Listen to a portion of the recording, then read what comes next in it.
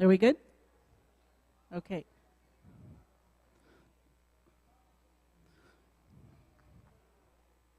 So, Amayuksa, my name is Genevieve Morgan. I am the administrative manager for Gitsan Child and Family, and I just want to welcome you all here and thank you all for coming. Apologies on our poster. Our poster did state community engagement, and our focus today is on the longhouse that we would like to build in your community.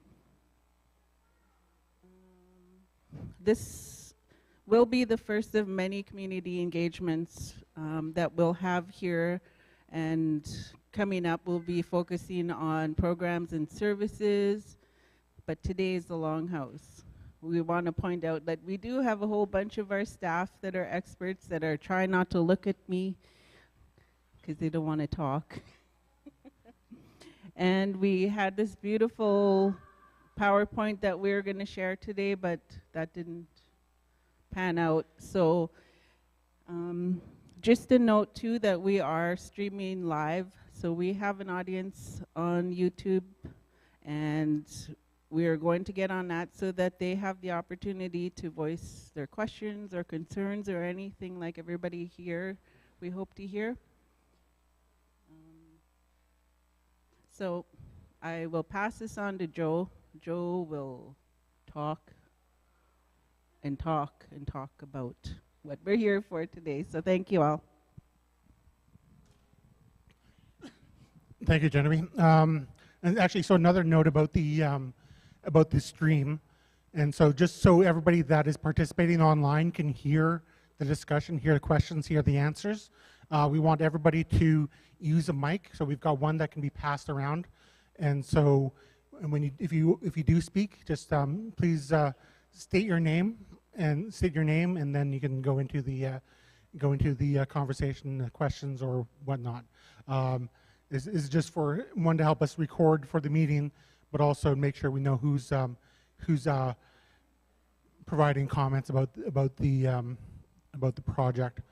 And so, as Genevieve mentioned, our advertising, I guess we forgot to be as explicit to mention exactly what this meeting was going to be about in terms of getting input to talk about an upcoming a capital project, an upcoming building that we are looking to build in your village. And so we will have, like, for our agency, we will be having other meetings, not only for this project, but also for our services in general, so we can keep talking about the services that we are providing, and we want to provide more of in the future.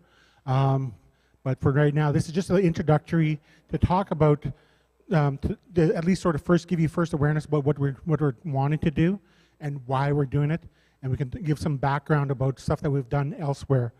And so I think we're just going to sort of start off why this project. So I'm not just like, so I think actually I forgot to give my name. My name's Joe Derrick. Basically I do a bunch of different things for Gitsan Child and Family Services. I've worked there for the better part of 15 years. I'm not a social worker. I'm an accounting guy. I don't do practice. I'm just, when it comes to social work, that I don't really, it's not my thing. However, one of the things that has been common that I often hear social workers talk about is a lack of resources for children. When we talk, and so when social workers talk resources, they're talking about where children can be taken care of, foster homes, group homes, other places like that. And the reason why this is important and why this really comes into effect for us, as basically as an agency that takes care of Gitsan children, back in 2018 we had a welcome home feast for children in care, for all Gitsan children in care across the province. And so when we had this event in 2018, I think we had about 150 children that come back to Gitsan territory that participated. And out of those 150 children, I think less than 20 were in our care. So what that meant was there were well over 100 children, over 100 Gitxsan children that are in the system that were that were in care out of Gitxsan territory. It could have been Rupert, Terrace, Prince George, Vancouver, throughout the province. And so, again, so I'm not a social worker, but one of the things that sort of leads to better outcomes for children is being close to home, close to family. And so one of the things we've always longed to do was try to get as many of these children to come back home to the home territory in some form or another. And we've done things like culture camps. We've flown children up to come participate in camps and stuff like that. But we want more longer term solutions. And so what happened in, I think, 2018, we ended up telling this story to BC Housing, who at the time didn't really do funding for on reserve. It was mostly for off reserve projects. But we told the story to BC Housing, and out of that, they provided us a grant of $5 million to build a facility. And that's what ended up turning into the project that got built, the longhouse that got built in Sigedach. And so that project, and it took years. There's different things that had to happen. That basically there was COVID, costs escalated, we had to get more funding, but ultimately that $5 million grant ended up turning into an $8 million project to get that building built in Sigedach. And so not saying we're using that as a blueprint, but it's sort of similar in terms of what we want to be doing in all our villages. Because like our executive director, even though we had one project in GV, like our executive director had a dream, had a vision of having similar facilities in all the villages that we provide services to. And so when there's new pots of funding that became available in the past year and a half or so, funding that we've never had in order to build capital facilities, capital structures. Basically, it's something that we wanted to jump on. And the reason why we're here in Kispiox as the first village that we're looking at to build another facility is because Kispiox has been ready for this for quite a while. They basically, because it comes down to having land, lots that are available to build on in the village. Right now we have land available in Gidneau for a similar project, but Kispiox is a little bit ahead of that. The other villages that we provide services to aren't quite there yet, but that's part of a longer term plan. And so some of the stuff that we learned in the project with GV is that in order for, so Gitxsan Child and Family Services, we're not a status Indian, we're not a member of the village, so we can't have a certificate of possession, we can't build on land that isn't ours. But we can lease the land from the village.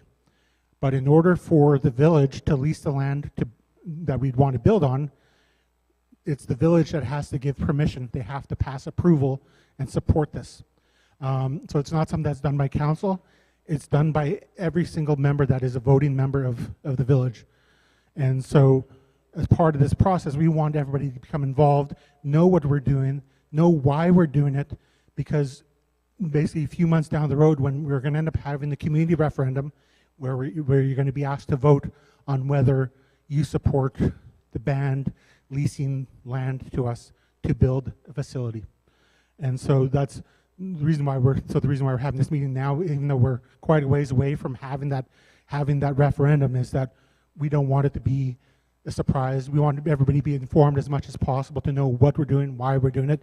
And so the more informed you are and the more input you have about the project, hopefully we have your support when we need that vote later on this year. And so this discussion isn't like, so we're talking about a building, that one used to house children, but also the focus is not only housing children, but providing wraparound services to children and families. And we don't know what the building will look like right now. We don't know what exactly all the services that are going to be available. All we know is that we have a certain amount of land.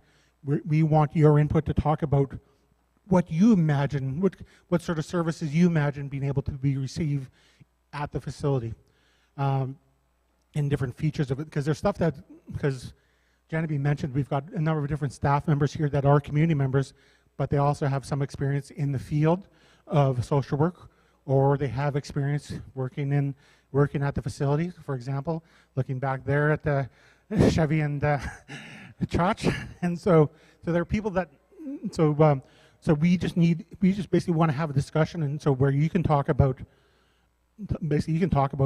what you might look for having in services from us in a building, and so like I don't want to reference the GV project too much because we're not going to be looking at doing a cookie cutter approach and copy exactly, oh, we're going to do that here, we're going to do that here. We're not going to have the same approach because different villages might have different ideas. The lot sizes might be different, so we're going to have different elements that we might be able to do in one village that we can't do in another. But ultimately, we want to be able to hear your thoughts. And I'm going to say there's no idea that you have or no wants are too wild for us to record that, because we don't know exactly what we'll be able to do or what we won't be able to do until we have basically all the ideas in place and have all the various details about the lot, and we basically get engineers involved, architect involved. And the reason I mentioned this is because we had some discussion with some of our frontline workers, our social work team leaders, about ideas. And one of the different ideas were like, what about a swimming pool? What about a bowling alley? What about underground parking? And so I was like, we put that in our notes, but like it's just stuff that we basically any ideas that come out, it's helpful for us so we can figure out what can we fit into the building. And I'm not saying you're going to get a swimming pool, but it's just for example where we take all the ideas and we sort of package them up and figure out what we can fit in. And so Susan Upfold right now is our acting director of practice for Gitxsan Child and Family Services. And even though we're talking about a building, I think a lot of the focus really is what is the work that we can provide? What are the services that we can provide to the community in the community? I'm not sure if everybody is aware, but for a long time, Gitxsan Child and Family, we'd had an office in Old Town, and then workers might come out to the village and so do some work in the community. In the past year and a half or so, we've started setting up offices in communities so we can have social workers, other frontline workers working in the village to help, basically it's just help make the services more accessible. And so that's part of the overall objective for us, to make our services more widely available but more easily accessible to communities such as Kispiox, Sigurd, Gidniau, and so forth. And so, Susan, do you want to talk about your role? Yes, she does. She's really shy, though.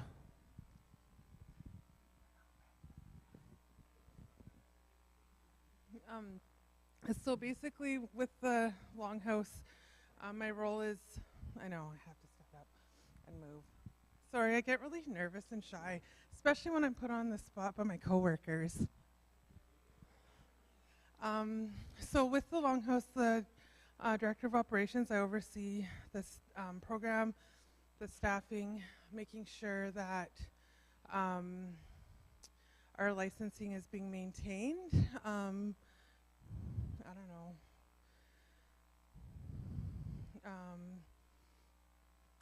Bringing in staff and programming for the youth to help support them to be on a good path, making sure the kids are going to school, and providing a safe environment for the youth to be in. Okay. See, public speaking isn't my favorite thing. So I don't know how much that you guys heard or not, but I'll just kind of start it over again.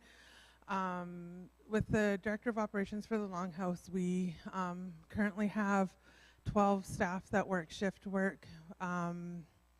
We have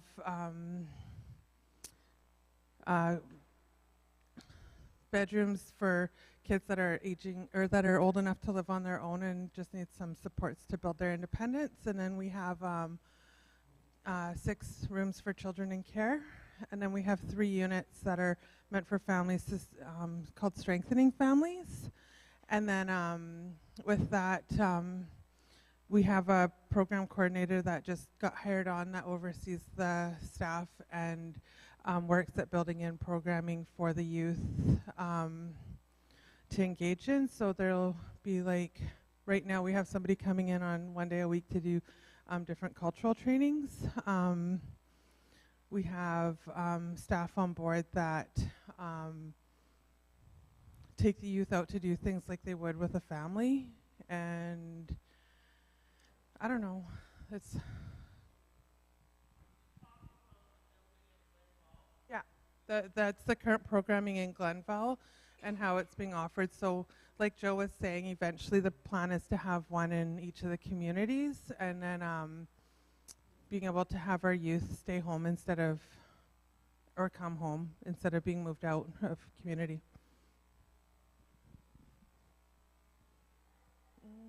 Am I missing anything? So the older kids either have to be on an agreement called a YAG, which is a youth agreement for 16 to 19. And it has to go through a process of approval to get on a YAG, or a young agreement with young adults, sorry. Yeah.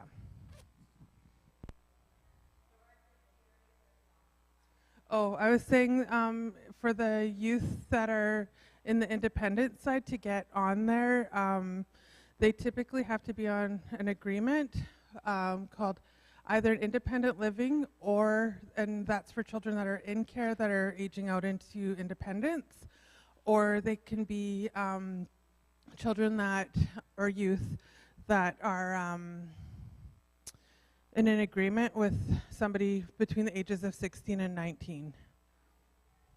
Yeah. Oh, okay. Thank you. Yeah. Hi. Do you want to, Lisa's got the mic for you. Thank you. My question is there room for youth to be tested if they haven't already been tested for the FASD spectrum? And if they qualify, does that also grant them special access to the services beyond 19?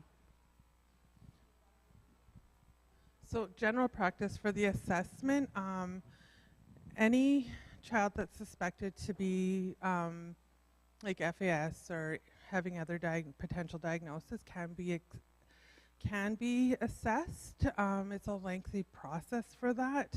And then in terms of being programming, there's different options. So if it's related to the Longhouse, like we have, if there's kids that are connected to the agency and they're diagnosed, there's different services that they can access. So yes, they can.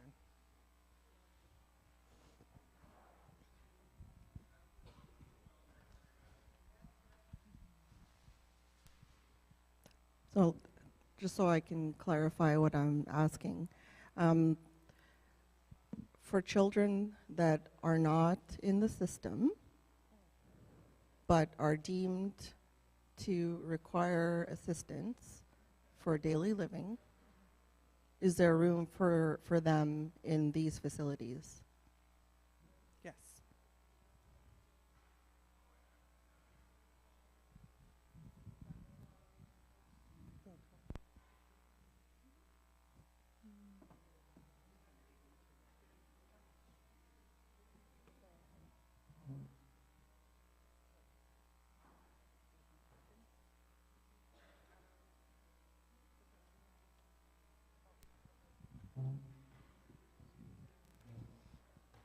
Hi, my name's Laverne Williams. I have a lot of questions, but I don't know how to go about asking them because I don't know the process. I don't know the services that the Longhouse and Sigadach provides. mainly because I'm not out there and retired woman sitting at home. But I'm very, very pleased to hear that there'll be another longhouse situated out here in Aspayaw. Have a lot of concerns to also. How do you keep the children safe from all the drugs and alcohol around here? Just the other day, there's a post on Facebook of this person running around through the backyards, and that's pretty scary. I was wondering if only I knew what services that were provided in the other one, in the other longhouse, but wondering if they have behavior therapists there. Do they have a homeschooling program? Do they have specialists who specialize in ADHD? Just most all the concerns, you know, how these kids come home and they have all these disabilities, not all of them, but a few of them, and I really, really would like to see that happen. I don't know if it's possible because that is costly, but I'm very interested. How big is this place going to be? How many kids is it going to room? Are you using cultural workers to come in there? There's so many things, and I don't know, like, it's like a dream. That's all I wanted to say. Thanks.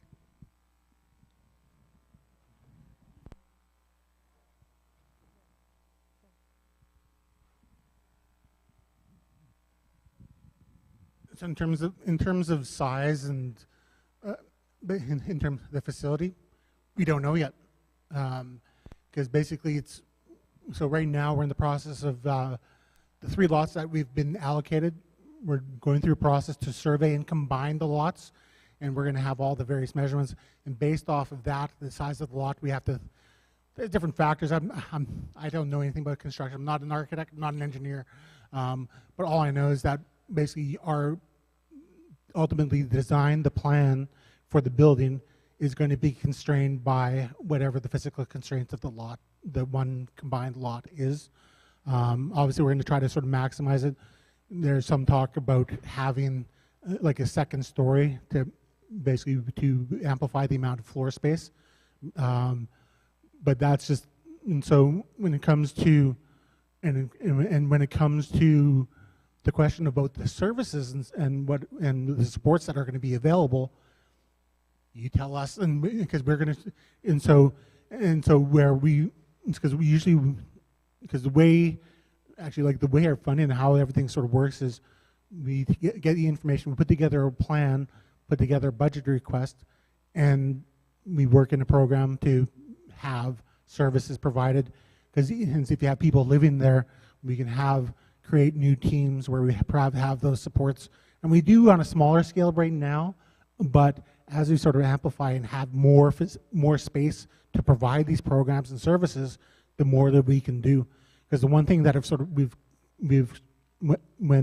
the thing that we've really come to understand in this past year and a half since we've started having workers in the villages is that we just do not have enough space. And even with our funding, if we had more space to have workers, we'd be able to hire more workers, whether it's culture workers or specialists or anything like that, because like the money that we do have available, but it's just we actually just need the physical space. Like we can hire somebody, but we were at a point where we had people basically almost like sitting on top of each other at our Old Town office because we didn't have the space.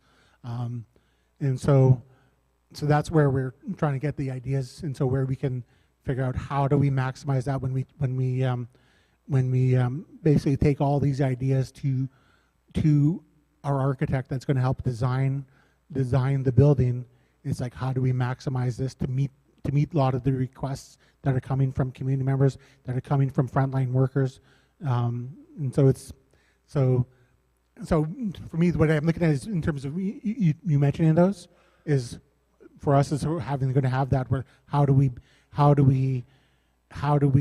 provide a space that we can provide those services in the facility. So it's asking the question, but that's how part of the answer of whether we can do it. Okay, so Hi there. So you said that there's 20% get SANS in care right now, currently, children. I worked in the field for about 24 years, and I know that in BC alone, there are currently approximately 3,500 Indigenous children in care. 3,500 children in care. And Indigenous children make up approximately 2,500 of that number, just in British Columbia alone. So I heard some great questions, especially around mental health. I'm wondering if you guys will be creating partnerships with the mental health team, right, so that they can get properly assessed, right? And if there's any concerns around ADHD or FASD, those type of referrals have to be put in right away, especially like with Sunny Hill. Sunny Hill is the only institution in Canada that can properly assess. So I know I've worked with youth for probably 15 years of my career, and I've seen them fall through the cracks from not getting, assessed or the proper services. So I'm wondering if you guys are going to be creating these partnerships, with the agencies that are already here in the northern area BC to ensure that they're properly assessed, that they receive the proper health treatment as well as mental health, and so that to prevent them from falling through the cracks. Now we're talking about children and youth. What about the parents? Because they're the foundation of these children's lives. There's programs like Nobody's Perfect. I know Spirit of the Children Society in New Westminster has super comprehensive, programming for families to strengthen the mother, the father individually, and then the parents together. Are you guys going to be consulting with agencies such as Spirit of the Children, so that you guys can start developing the framework?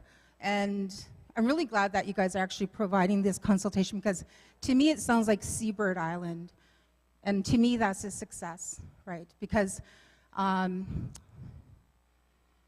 wondering if what you guys are offering is part of helping us to take jurisdiction of our children. I know the bands can. So is this like the idea that you guys have in mind? I'm wondering. Sorry.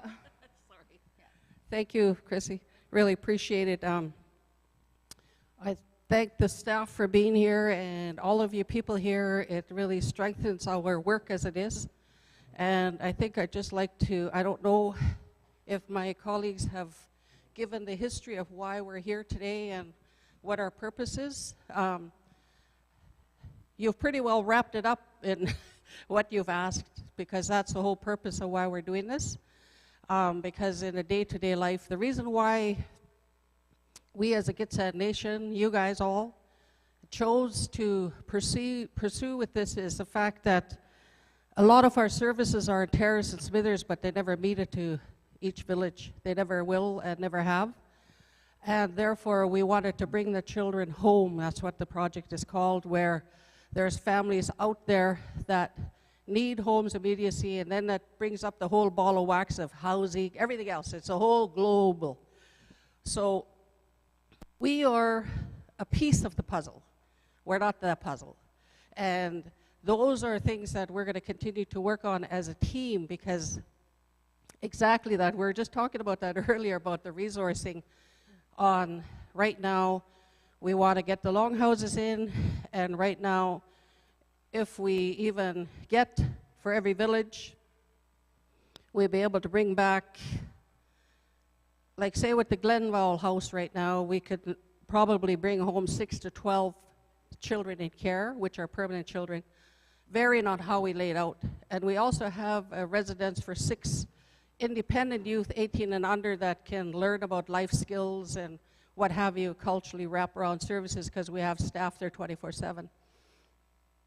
And right now we have the triplexes, which is strengthening families, which is where we bring home mothers. Like, it's happening right now. We have 2 very serious cases going on with a mother with children where her children are presently in non-native homes and they're suicidal. They're 12 and 13. And that's sitting on our shoulders right now. And so any kind of support and whatever we can get for our kids, we're saving lives each day, every one of us in this room. So we're hoping that, not hoping, but then the hereditary system is using the house systems of these children to strengthen our work, because you talk about Bill 38, you talk about C92, you talk about jurisdiction, you talk about, there's so much, you just get muddled in it by the time you're halfway through it. So it's a plan in progress, and I will be very blunt, it's the government that holds up the process. If we had our wish, we would do it right now. So, but it's time in progress. It took us 2018 to, was it last year, 2023, 5 years to get that Glenville House. And that Glenville House had nothing to do with the federal, or I guess you'd say provincial money. They gave it to us. And even though they gave it to us, it was still a fight. Red tape. We got challenged by federal because of the voting. We got challenged by everything, just everything. So we're moving forward with it. And I really apologize for coming in late. I was in process and wasn't going to be here, but out of respect for every one of you here, I would like to be here. And I hope I'm not babbling, and I just hope that I can be of some help to answer some questions. And I want to follow what I've been learned in Maya Yoch. My aunt told me years ago, these people are hired to do the work. I'm not always the one that needs to be at the forefront. So I hope I'm helping you folks out, not dragging it on. So appreciate it, and yeah.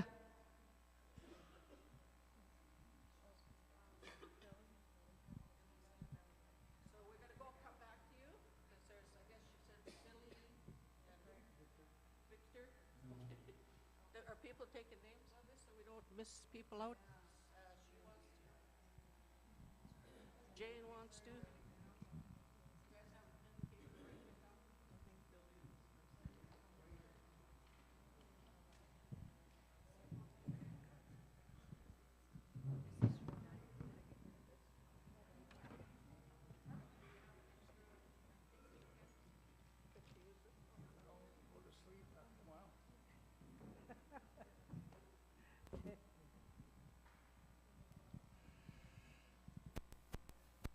Simigat, Sigad Mahanak.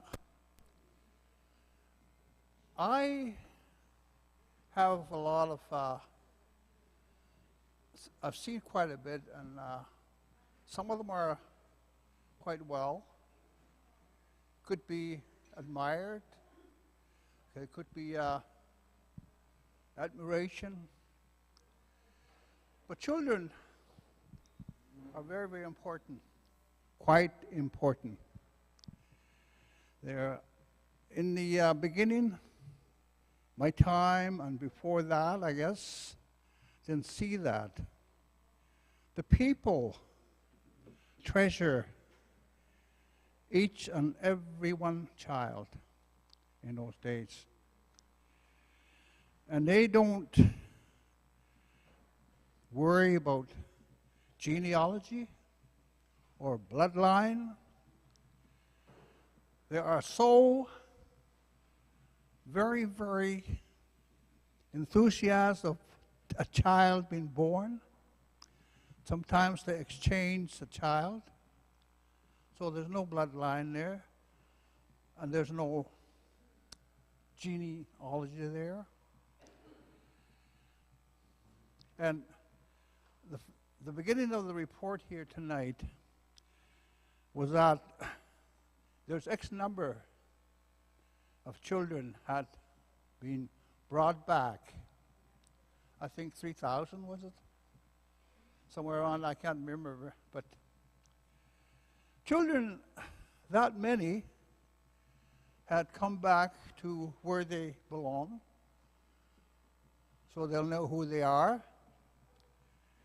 And I think they should be showcased.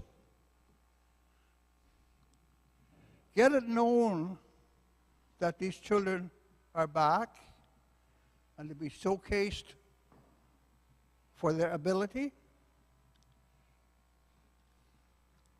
They shouldn't be put into a group home again, because that's what happened in the early stage, where there was a residential school and forced into assimilation. So that's what I mean by showcased. They should be recognized and be well in amidst people. Like here, for instance. They can come and go. And that's how our people learn their culture. They come and go. They don't sit down and get tired of sitting down or trying to hear what's being said to them. They pick it up as they play. They pick it up as they walk in and out the door. They are very, very keen people. And that's why I'm saying that they should be showcased for their ability. Children are so important. It's part of our people's lives. It's part of what we do. Matter of fact, they grow up to be under the egalitarian rules. They understand what you're supposed to do and what you shouldn't do. They all understand that. They have gone from taken away from the parents, and when that happens, they become a one person with one language. They need, every child, every person needs to be bilingual. You need two languages to parallel and interpret what's wrong and what's not wrong. What is wrong could be interpreted in English or in Getsanamach. We have to look at ways, how are we going to groom the children? Not just the one that's been taken away, but groom every single child that's born and that lives in this community. They have to be groomed. They have to know who they are, where they come from, what house they belong to. All these grooming needs to be done. And also understand their own language. That's what really, really means something. And that's simply called egalitarian rules that they use. Governed by that rules. No one chief is higher than the other. Equality all the way down, right from an old person down to the newborn. It's equality that is used. So they'll know what they could do and what they don't do. You have to showcase our children that we have brought back to the, when they were taken away. They have to showcase them to show their ability. Where are they? I just heard just now that they're all grouped up again in Glenville, just like that residential school. So we have to change or try to come together, use a bit of collaboration with other organizations, other entities, and work together and understand what goals are we set to do. I'm sorry I'm not going to call for an answer to this because I'm still thinking about it. And I hope it does happen. I hope we do collaborate. We have about 6 entities in this community, and none of them is working together. Collaboration is number 1. Comb, groom our children is number 2 or number 1, and give them a name. That's not funny, but to some people it might be. So I'm saying this because I do care. I care just as much as every single parent and every single heart worker. You guys are working hard, but we have to do it in a way that they understand they've been brought home and are welcomed home by grooming them. Thank you very much. I don't need an answer.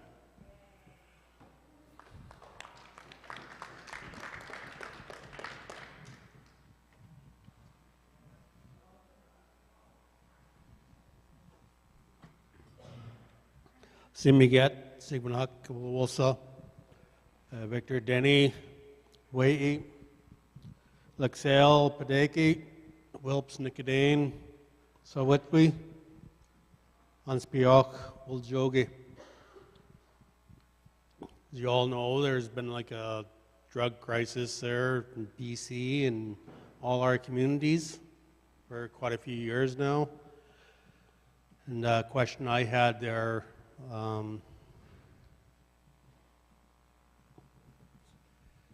was a place for detox. I know it's so hard there to get into something like that there in BC, and I was wondering there between one of the 5 communities you guys get into, would there be a place for detox to help our youth and anybody there that's addicted to that toxic drugs? Help me out.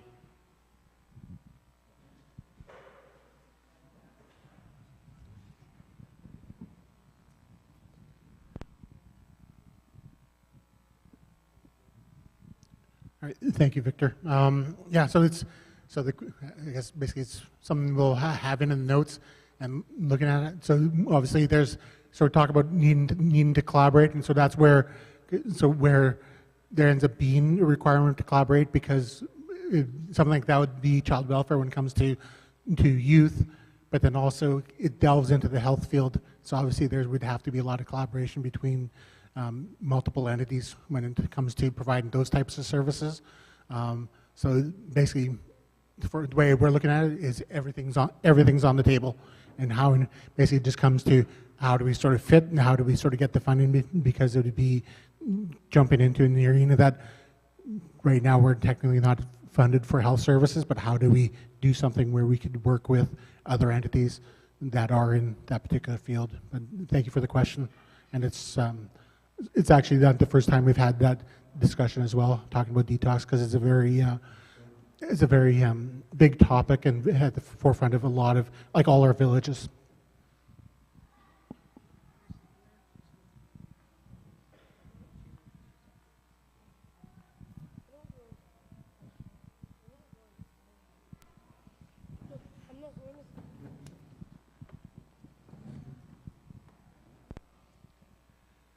Thank you, Child and Family Services, for this gathering tonight. From what I hear, and it's about the longhouse that they're trying to put up on our reserve here in Kispiox. I'm 100% in favor with the idea, and I'm just wondering how closely they are working together with our health, with our ban office, so this can be a little lighter load and more of a support to the community. If these three organizations work together on building this one and building a good sized one, where we can bring these kids home, where we can have our elders in there. Some of them need 24 hours, 24/7. Look after them, our elders, and the ones that are hurting.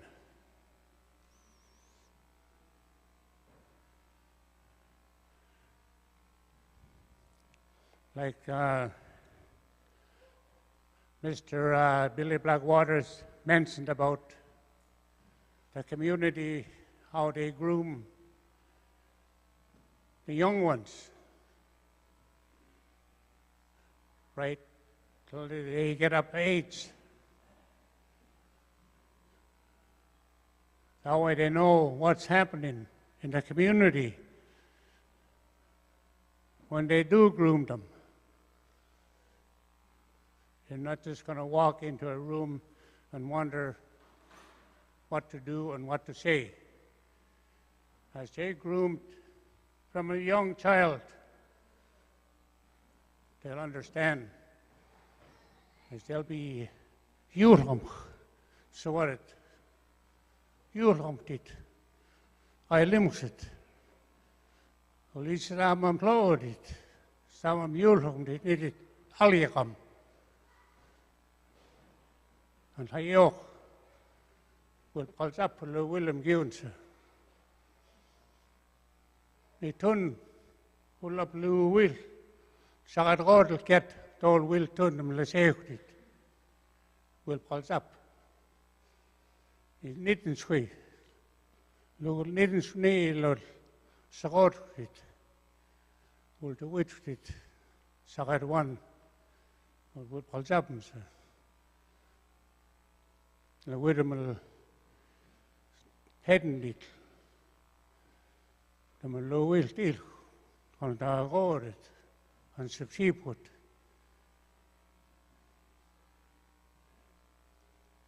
En hier omgooien hem naar de geest. Bij een office and our health station. That way we get stronger.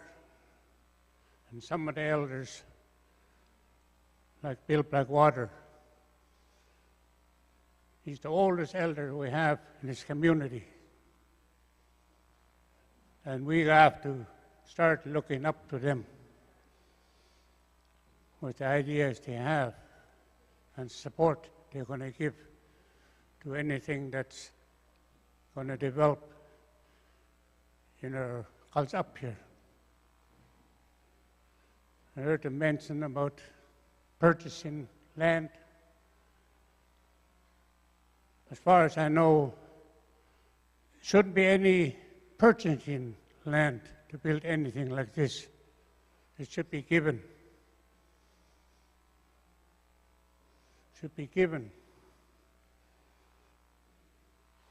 We can name it. Heap the multi head. Mit plastic heap the multi head. And name the lobaret out. Name the lobaret. Taxi Charlie. The hat the multi head. The sagat. Hoya got a hole. Road, Child and Family Services, Ban Office, and their health, and lots of input from the young kids that are coming up. Nidit man come to some subject. The Oisinism, Autism,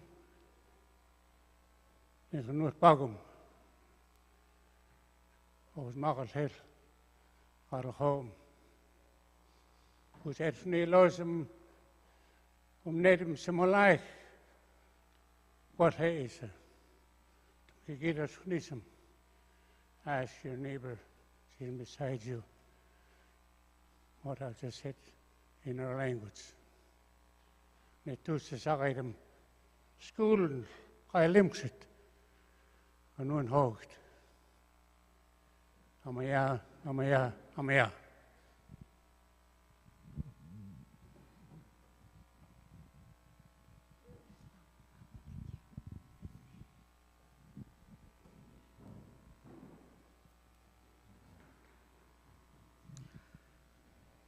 So I didn't get to finish when I was talking earlier. My question is when it comes to like prevention, you know, especially like with families that leave reservations, because I've seen, you know, like a lot of different Indigenous people from different tribes all around Canada, you know, who have lost, you know, their children to, you know, care of the ministry.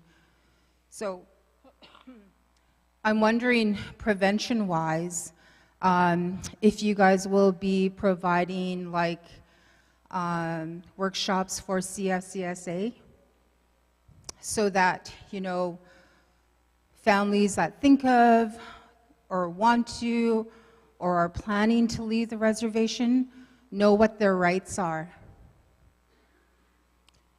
Because I've sat in meetings, you know, where they didn't know their rights and they were, you know, run over.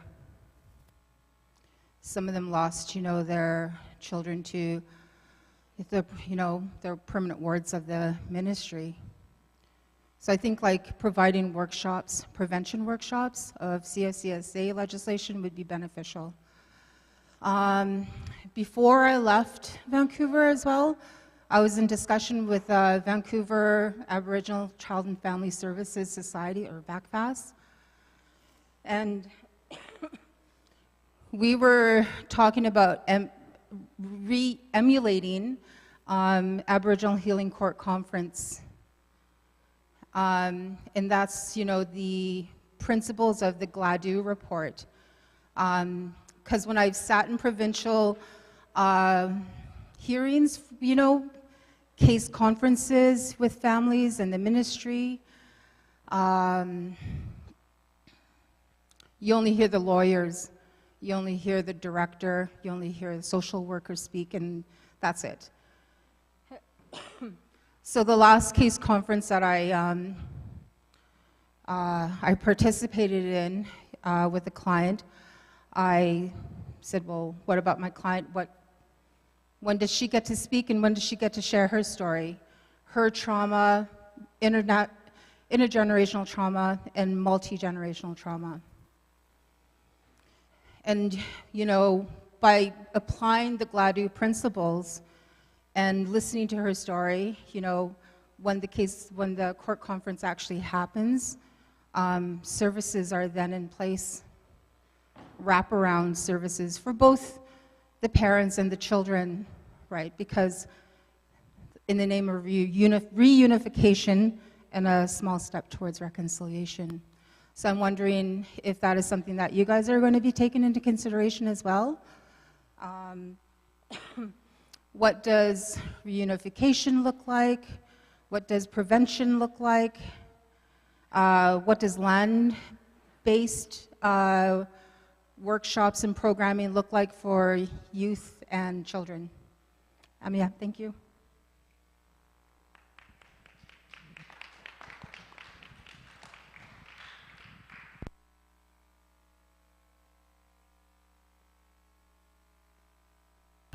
Thank you for that. So we've got a list going around. So I think, I'm not sure who's next on the list, but so I just want to thank everybody that sort of asked questions and sort of basically shared with us. In terms of, so the questions you asked about practice, I'm not a social worker. I don't know. You're speaking a different language than I am. However, I just want to sort of make note that this is all being sort of recorded with this, and in terms of the stuff that we take in is shared with practice, because, okay, if this is the stuff, the practices, the services, the, let's say, Gladio principle, all that ends up being delivered to our front line. And so when we talk about how do we design a structure in terms of the services that we want to be delivering in community, how can we line up the physical with the physical structure with the services that we want to be delivering in community. And so I think so you raising these things is helpful, even though we're talking about the physical structure, because that goes into the design element, like the services do feed into what the overall design of a building becomes. And so I'm not sure who's on the next on the list.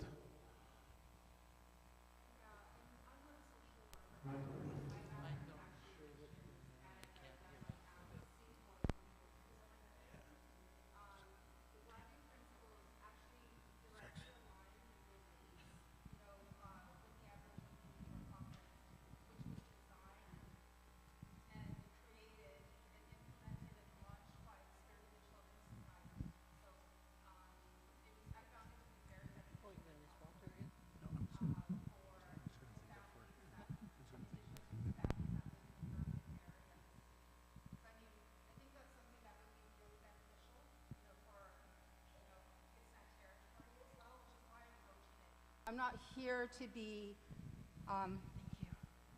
I'm not here, to be an agitator, or, I'm simply bringing, information, insight, knowledge of, what I have seen, what I've experienced, and what I have participated in, because I've lived and worked like in the Lower Mainland for 22 years, and I've been in the field for 24.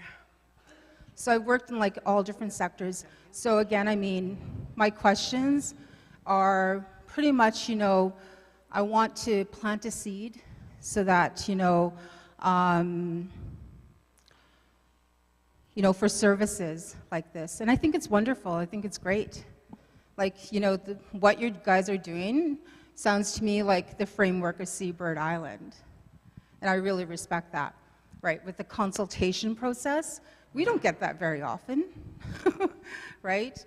And then the inclusion, the transparency, so thank you for that. So again, like there are a lot of things, and which is why I really implore that there be consultation with outside services and agencies. And the best one, Spirit of the Children's Society, Ruth Weller, she's a wealth of knowledge. She'll open her doors and she'll share that with you. Strength workers, incredible. My cousin Laura is a strength worker, and she works directly with families there, helps to fill those service gaps. She's incredible. She's another one that you could probably talk to, and she's open with her knowledge. Okay. Thank you very much, and that's what this meeting is for. So, basically, we want to hear your voice. We want to hear everybody's voice, and so simply sharing everything that you want to share. I'm not looking at you as an agitator. It's just sharing information, which we are asking for. And so next on the list was Jane, I think. But thank you for that. So Jane is up next.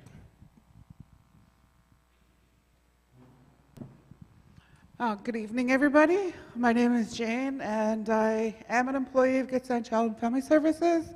I'm reception out of our Kispiox office, and I'd like to thank you guys for being here. I'm really excited about this longhouse. Just seeing the progress in the Glenville longhouse is great. And being on the other side of dealing with MCFD, this past few months, we go to visit my sister's grandkids, our grandkids in Terrace. So we go in the building, 4 walls, every direction, cement, which if we can bring them back to Kispiox just for a day to visit, we can bless them with the cedar in the backyard. We can take them down to the river and ground them. Just let them see where the ancestors have been.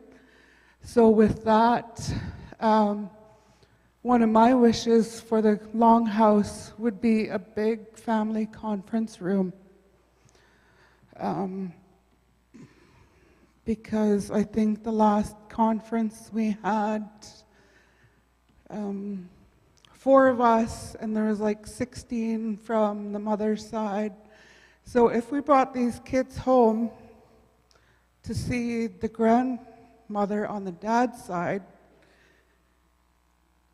and a quarter of us came, we could probably fill the hall with my nephew Buddy's kids, and the mom's name is Cassandra.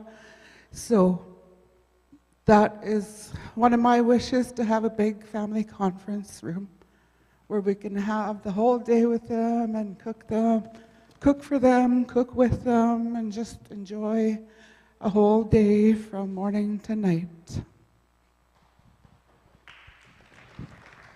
Thank you. And before we go to the next person, so as I mentioned, we've maintained a list. We're going to do one quick draw for one of the door prizes, which is another $100 SO gift card. And so Lisa will get somebody to draw. Thank you, Lisa.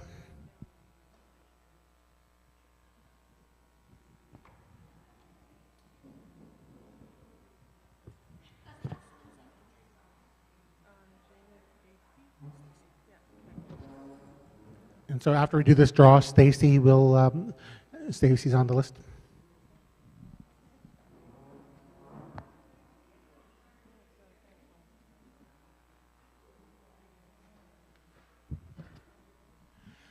And the winning number 305-9045.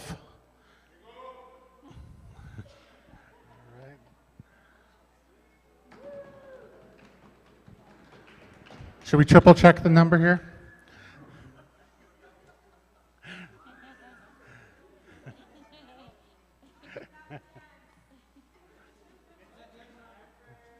Good bingo? Thank you. Oh, we're just doing one. We're just doing one.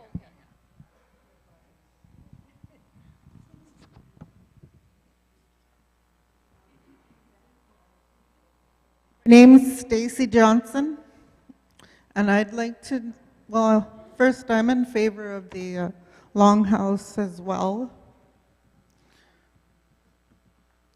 I'd like to know if there are supports for the parents who do not have their children with them to work on getting them back to themselves if the situation is good for them.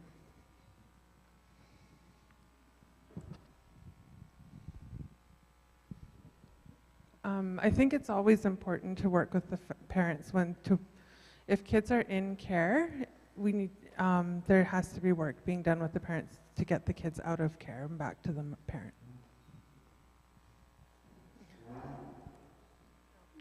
What's the best interest of the children? They need to be returned to their rightful parents if it's possible.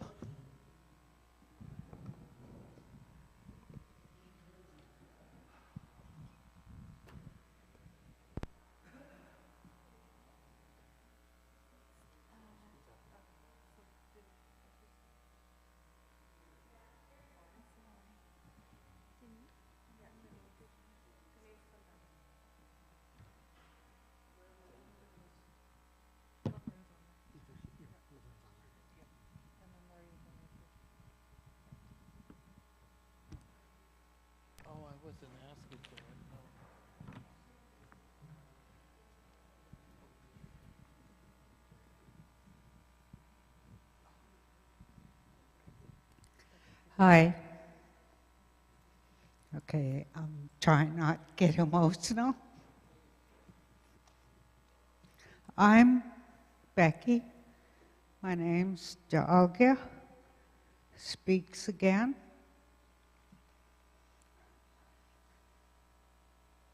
Host of Guia. I did not know I had rights as a grandmother. And with this meeting,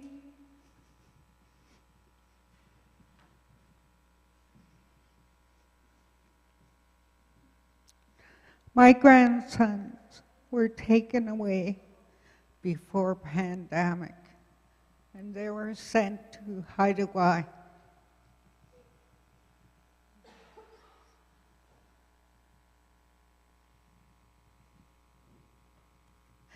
And we had a Zoom meeting to get them back on our hip.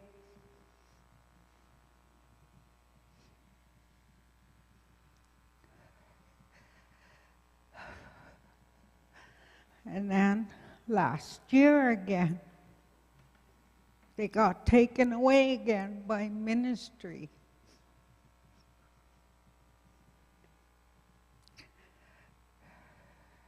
And I have not seen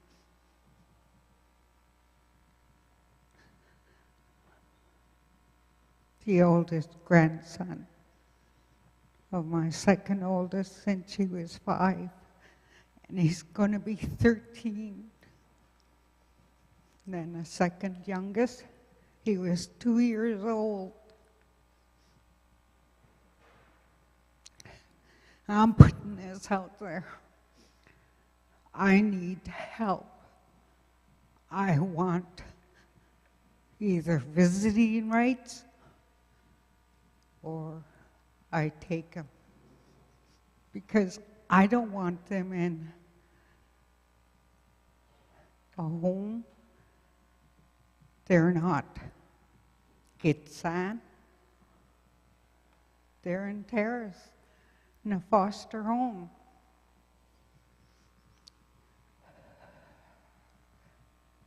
I have pictures of my oldest grandson.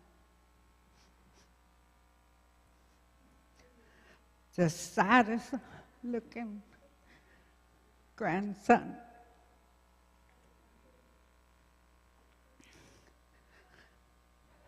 And only time I ever talk to him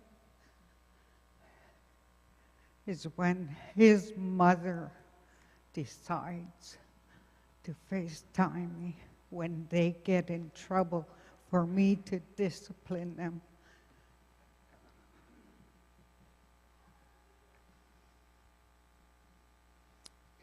I don't know.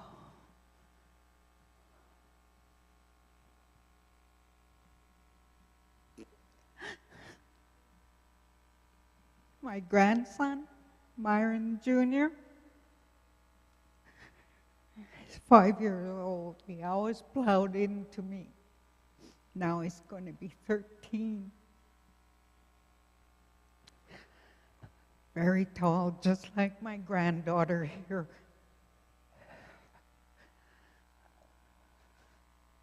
All I want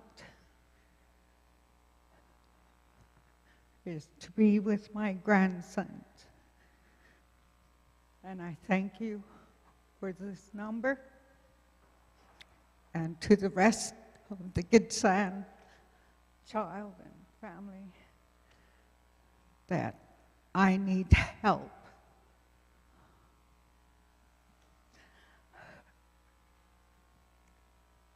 I don't get to see them.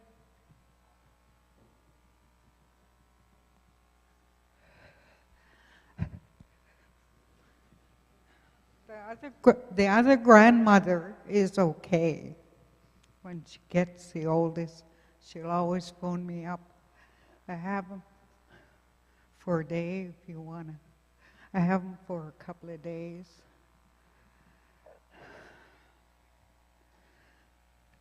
You want to come get them? I ran out. And it was Best time ever. And last summer, I got a couple of hours with him. And every time I talk to them, they always say, Mama Beck, do you have jars of fish? I said, I always make a bunch every summer. And they always say, we're out of jam. But where they're staying in Terrace now, they're not allowed that stuff.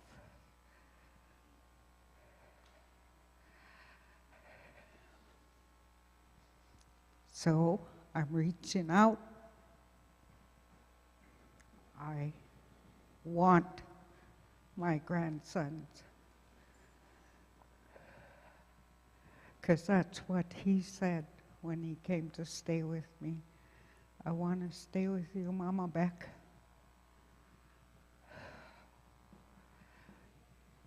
And I asked him why.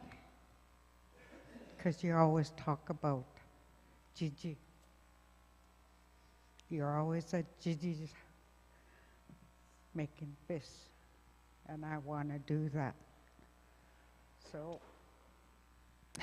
I'm reaching out to all that gets on Child and Family Services. I need help. And I don't know, from what my brother said, if that's the second time they were taken away, you'll probably never see them till they're 18 or 19, and I don't want that.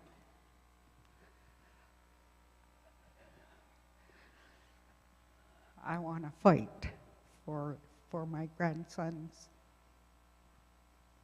They're my world. Royanne was here with me. Her and I have problems, but she listens to her dad. He goes to Vancouver for a doctor's appointment, and he tells her, you got to go stay with Mama Beck. And she does. So I'm reaching out to all in that service to guide me and help me to get my grandsons.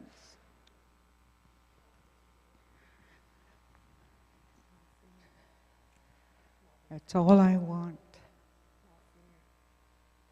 And I thought it was appropriate to talk about this. And this name and number, that's the first one I'm going to do, is call and do what I can, because my counselor told me she's going to fill out a form or print out a form for me to sign, and then she's going to look into it. And she wanted to talk to the mother, and I said, no, that's not going to work. So, possibility court, if I have to, I will. I've lost how many years of my grandson, both of them. I appreciate that I do see them on FaceTime, but that's becoming rare as well. So I didn't know there was grandma rights. I didn't know. So it's what I'm going to do to bring my grandsons home to me. Something that I've lost. I have 7 grandchildren, and they're the 2 I don't get to see. Thank you.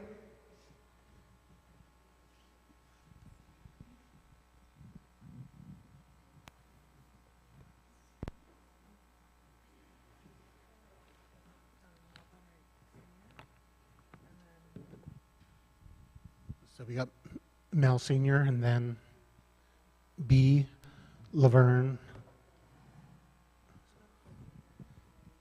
Gary, Laureen, and then Lori. Hello. Hello. I'd like to thank everybody that showed up, all the smogits. And my question was, the lodge in Salmon River, that was empty for many years now. I remember we used to have AA there for people there. Some people came as far away as Yukon and Carcross, Williams Lake. And now that place is, I don't know, I think Gittimax owns it, I'm not sure. But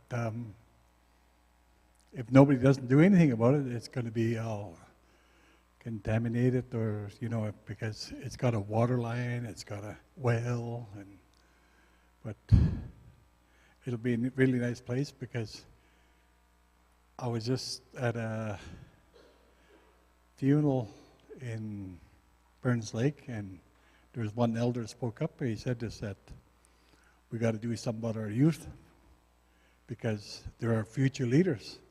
If they're gone, what's going to happen? Like, I see some young kids here, and we have to do something for the kids. Like, I heard the hall's going to be open pretty soon for activities, but we got to keep them busy. Because my granddaughter here, she's really busy, see? But I'd like to thank you guys for doing your presentation.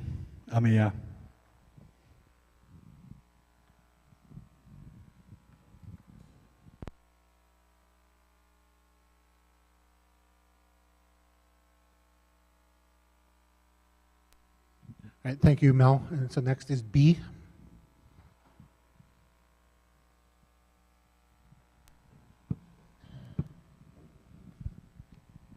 First of all, I'd like to say thank you for the dinner. And once I found out what we were here for this evening, I was very excited to hear that there's going to be a longhouse here. It is so important to bring our children back.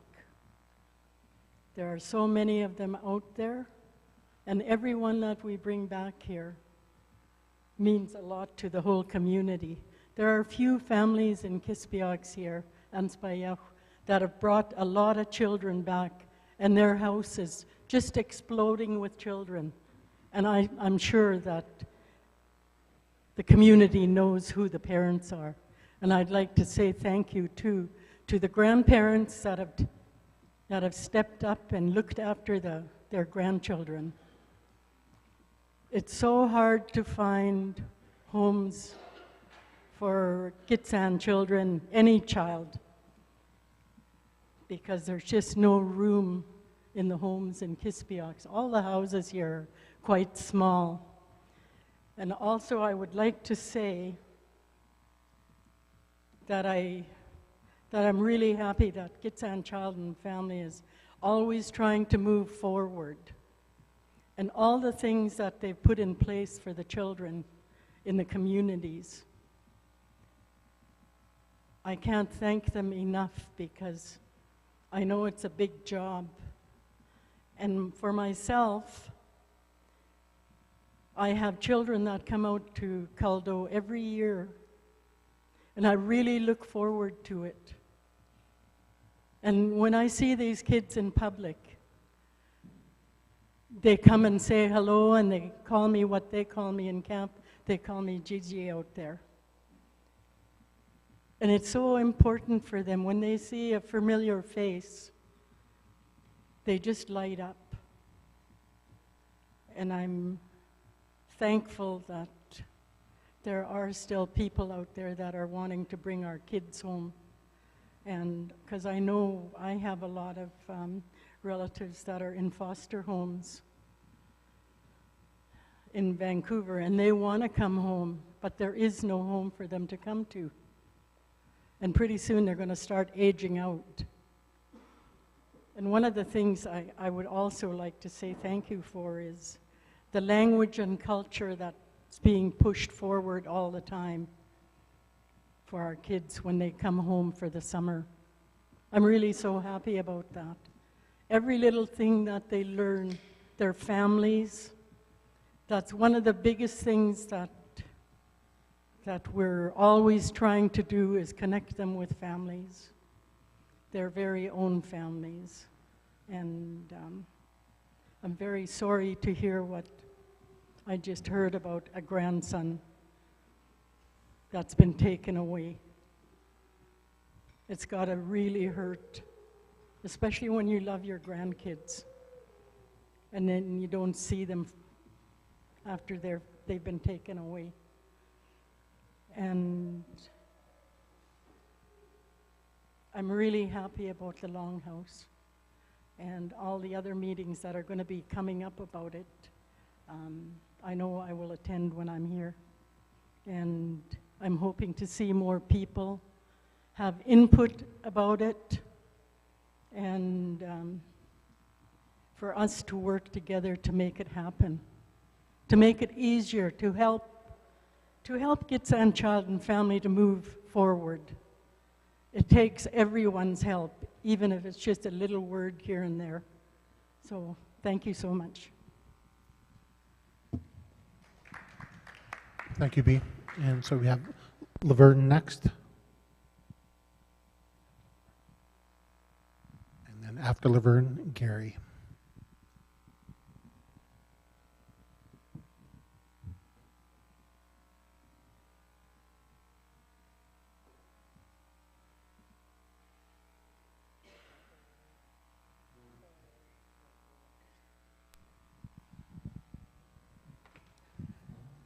Oh, I have so much to say, and then I forget what I'm going to say. Yeah, I've looked after children. I looked after my late brother Ron and Ramona's daughter, Hillary, 1987.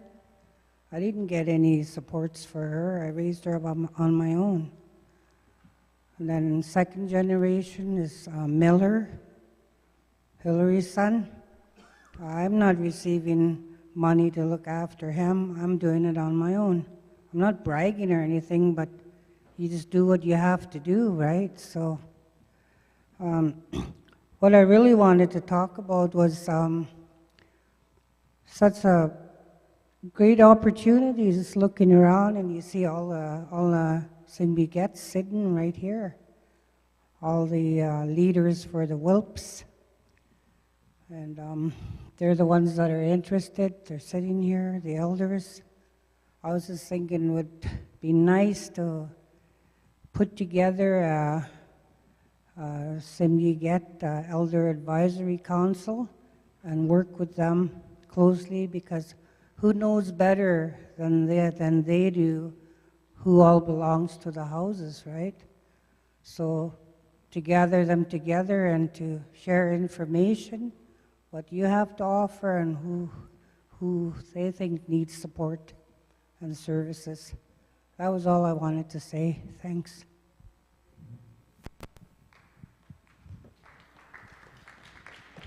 Thanks, Laverne. Thanks, Laverne.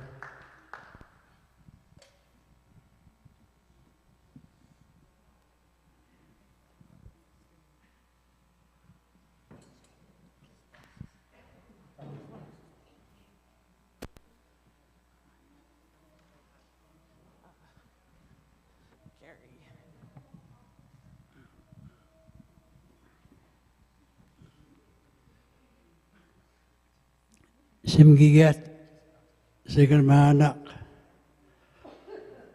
Hanix, Hawksgood. My name is Gary Tate. I'm from Ianch. I've been living here the last 10 years, and life here is not much different from old Ianch. I was coming back to my language, and it was timely that I met with some old soccer buddies, the Wilsons, who still spoke the language, and we were talking about how things changed. This is how deep some of our conversations got, that some of them were students of history like mine. Like, it's no coincidence that Sir John A. Macdonald formed the RCMP by law the same time he decided to take Indian kids away from their parents to teach them a better way.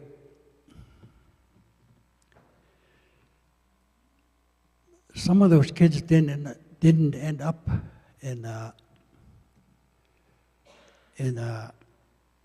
residential schools. Some of them ended up with farmers as laborers in Saskatchewan. Just like what the English did to Irish kids. You can study, there's a whole history of child abuse and what it means. Children are a resource.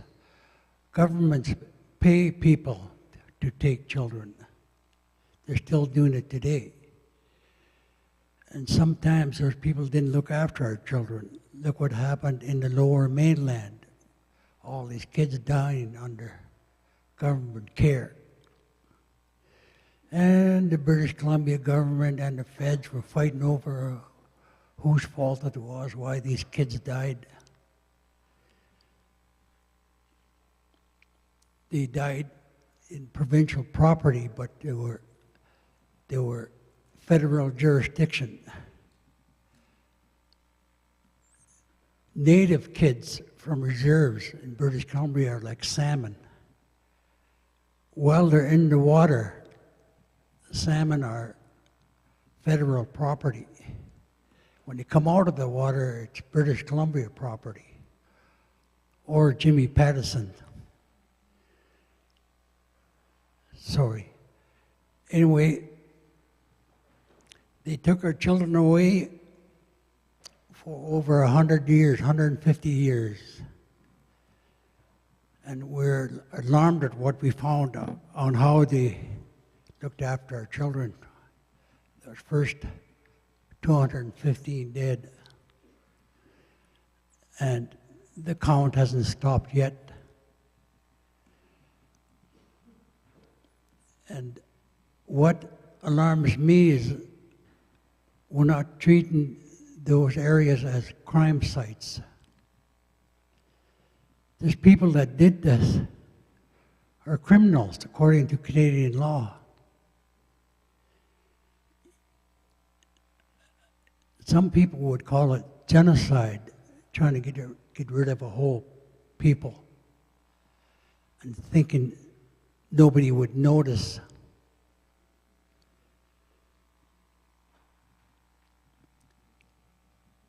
Some of these people had the sense to pass stories on to their parents. Their parents kept those stories alive by our oral histories. So now we're trying to reverse the whole process, taking our children back. I think all the governments involved should expend as much resources and energies as they did taking our children to us taking them back. I knew children in care where people just collected money looking after them. Some of these were friends of mine in Rupert and Edmonton. And some of them are not alive today because of substance abuse. They were brought up in that by foreign people. So it's a long time coming we take our own children back. And I know all those political and bureaucratic battles you people have to go through. A politician will get a lot of votes by promising we're going to do this, and then 5 years later you got a house. governments will spend a lot of money harassing people trying to help kids. And I got proof that Blackstock woman that was harassed by the Harper government, they tried to run her out. That lady from Ginnimax. She's got a story. I think we should listen to her story. You got to thank her for how far we are now. There's a lot of stories that aren't allowed to be printed by the powers that be, but some of them got out. Kids that were apprehended, collected by the RCMP with priests that come to our reserves. There's stories about families hiding their children. Right here, I heard stories right from here, and Ginnimax. And some of those are the most powerful families today. I'm not saying powerful in the resources and all that, but they're really closely knit family.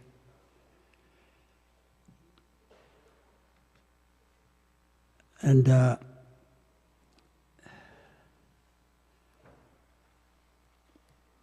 we're trying to reverse a long history of abuse, and I want to thank these people, all of you people that are working to do this. I used to be a bureaucrat, so I know what you're going through, especially when you're asking for government assistance. Especially when you have to work with those people that try to deny you and really slow your progress down. And then they blame you for the slow progress you're making. And it is you one day. So I applaud you, and I applaud you for consulting my community, and not everybody consult us. We're always asking each other what's going on. And before we know what's going on, we talk about it.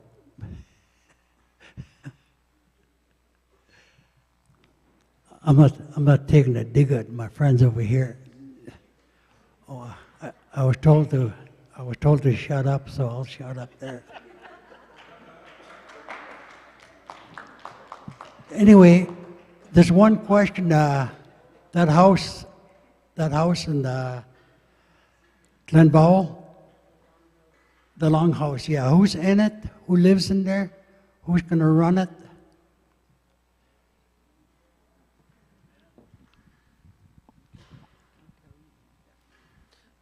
We can't name the residents in the house because they're youth that have a right to confidentiality, so we're not able to share the names. But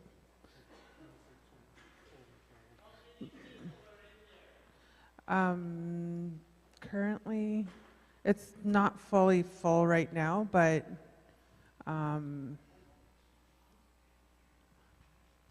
see, how many?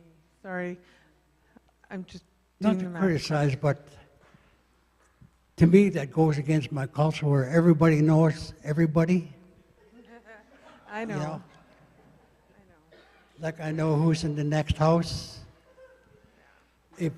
When I was a kid and I got into trouble, before I got home, my mother knew about it. And I knew why she would hit me upside the head. A lot of you people my age would know that. Your mother's going to beat you. And all the kids would gather at your house to watch, you know. Thank you.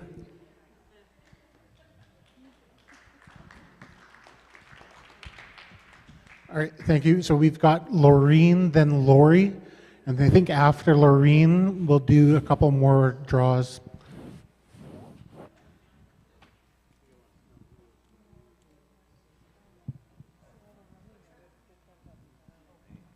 Sorry, the question about who's running the Longhouse, it's being run by us. Just for clarity, it's a good question because then other people will get more clarity on the other 2 longhouses that are happening.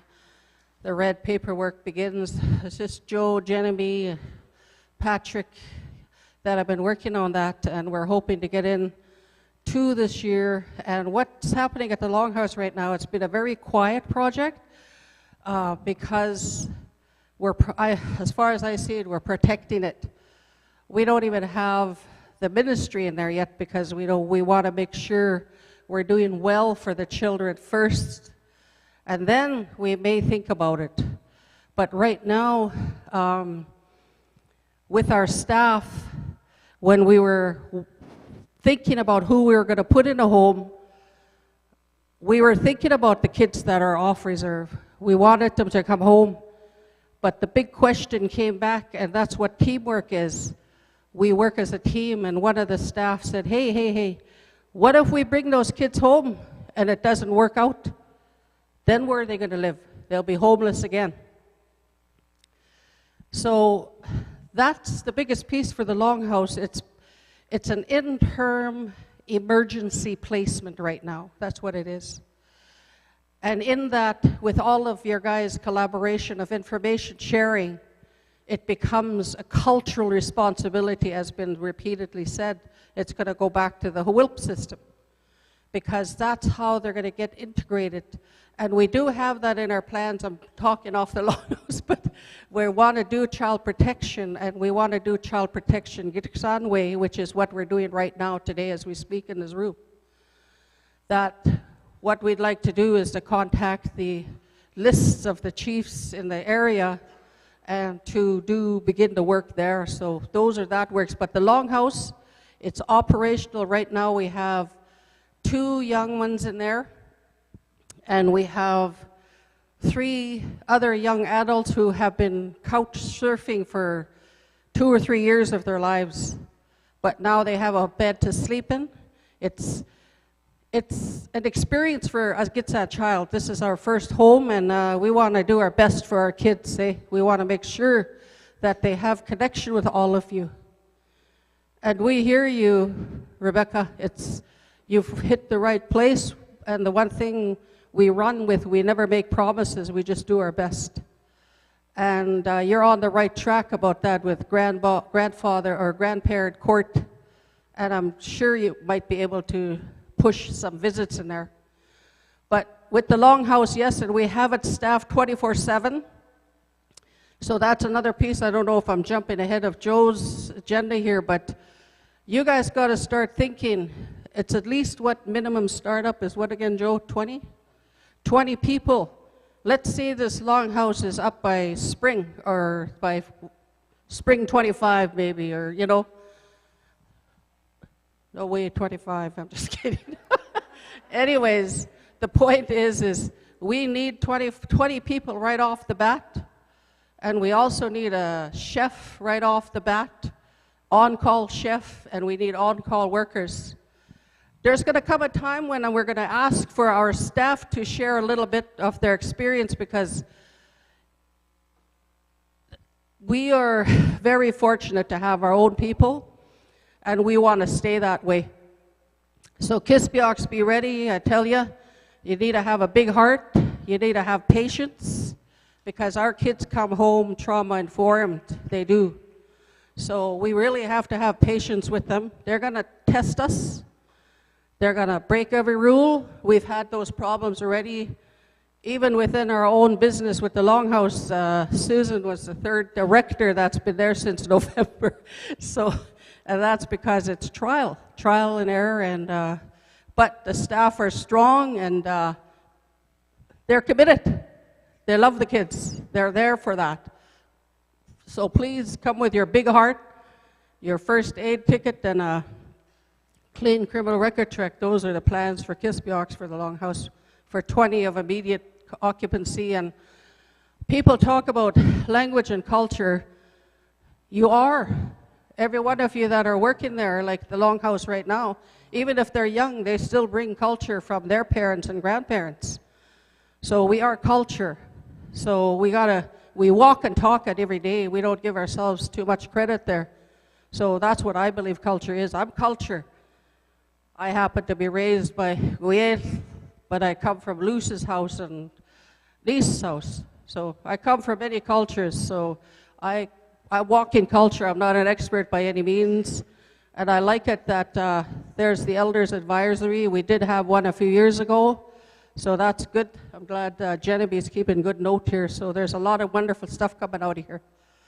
So I think with that, who was next, Joe? Or did you want to? Oh, sorry. Thank you.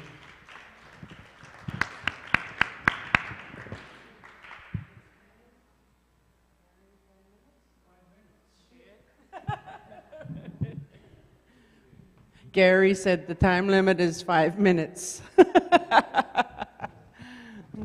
Semgeget sigaramana kan kubuwilsek. Ella jimx wae wilps lose will sawitwe lachkabu padagi. I really like what I hear. You know,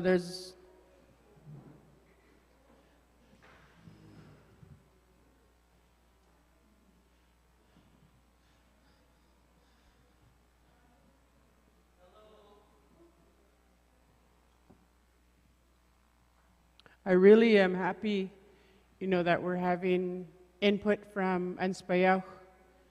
I'm really happy to hear, you know, that there's going to be a long house be built here.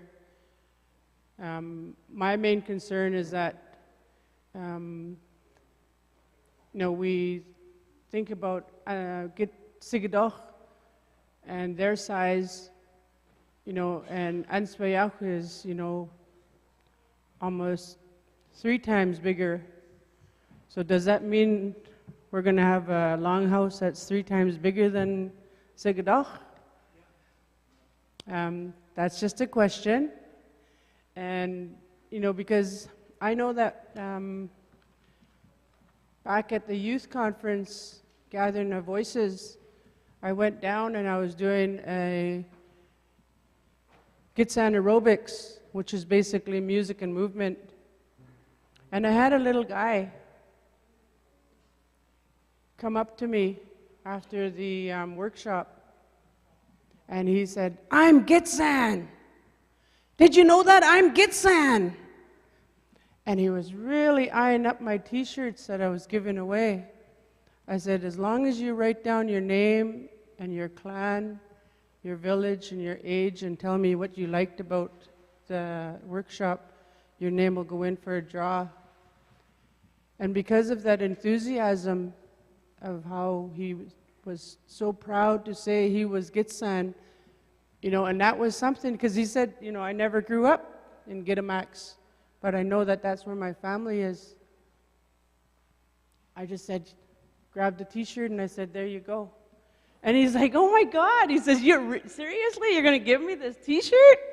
And I was like, of course. You know, and that was just a t-shirt that just said Gitsan on there. You know, it made me feel really special, you know, to be able to make this person stay.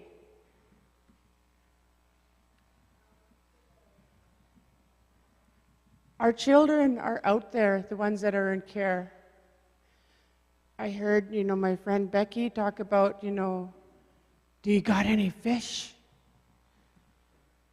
I've got nieces, yeah, that their grandmother constantly is making sure that they get fish, jarred fish. When I go down and I visit them in Kelowna,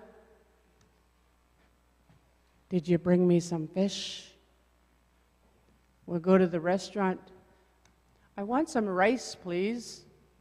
They're going to order rice in the fanciest restaurant just so they can open up a jar of fish and have fish and rice in the restaurant. They don't want anything on that menu, but they want to eat that fish and rice.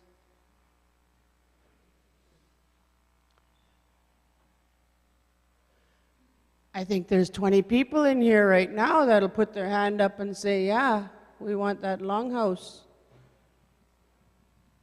I put my name down.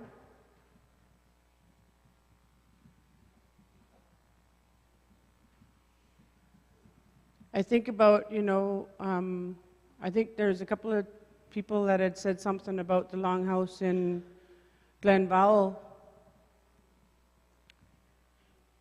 I didn't hear what the capacity was, that you can hold in that building. I heard how many people work there, but I want to know what the capacity is.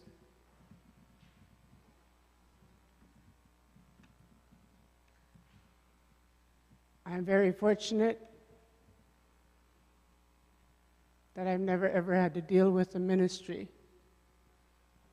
But I know as a family support worker, yeah, I'd go into the office on Main Street in Lillooet and I would rattle the cages. They didn't care for me there, and I was okay with that because I wasn't there for making friends. I was there to advocate on behalf of the kids and the families.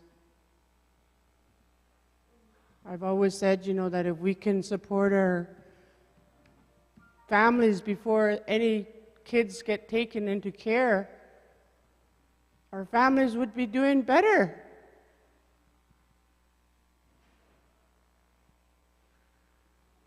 Everybody's been talking about prevention dollars for the last couple of years. We need to stop fighting. We need to start working together. Quit pointing fingers and blaming each other. But ask yourself, what can I bring to the table? And by the way, I don't work for Gitsan Child and Family. I work for Ansbaya Health right now. I'm the custodian.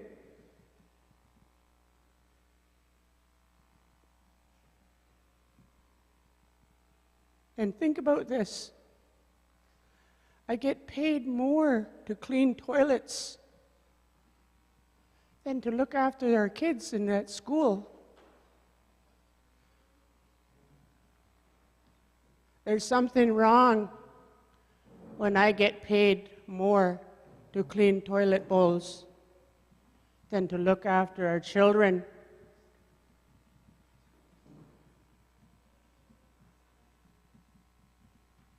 I don't want to come up here and sound angry, but I'm not going to pussyfoot around anywhere either.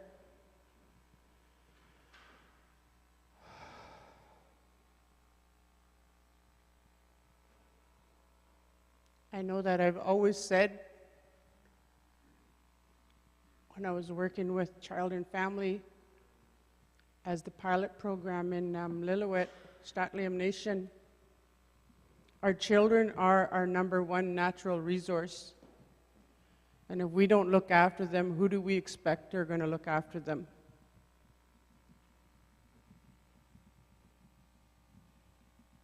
Healthy individuals make healthy families. Healthy families make healthy communities, and healthy communities make healthy nations.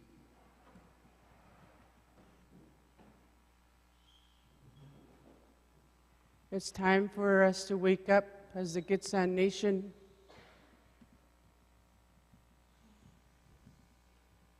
And I apologize if I'm putting some of you asleep.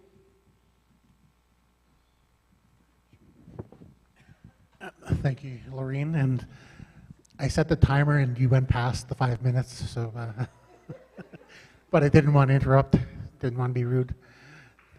So with your so you talked about the capacity at the in the Sigurdak building. So right now there are so at that building there are 6 studio apartments, 6 bedrooms in in the portion that is for the children in care, and there are three-bedroom townhomes.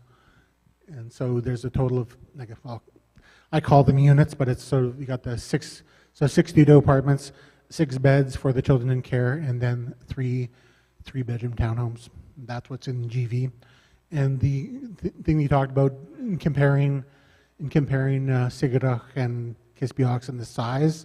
So the one thing to keep in mind too is that even though that building is in Sigadach, it's not just for Sigadach, because we provide services to 5 villages. And so we do not say that it's only for Sigadach children and families. It's just like when we do have the buildings in Kispiox, we won't be able to say that it's just for children and families in Kispiox. It's for all Gitxsan children and families that we provide services to. Of course, there ends up being decisions made by the practitioners about where to place and so forth. But I just want to make that sort of where it's not, basically we don't put up, basically in terms of residents and placements in the buildings, it's not going to be, oh, you can't go over here because you're not from this village, that type of thing. And so we're just going to do a couple of quick draws, and then Lori's next.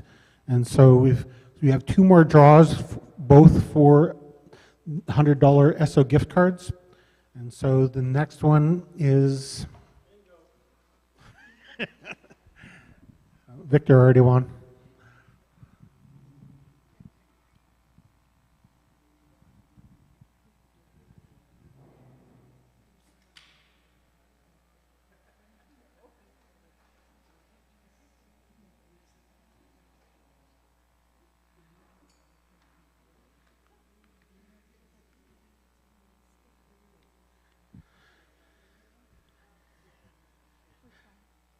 And so it's 3059023.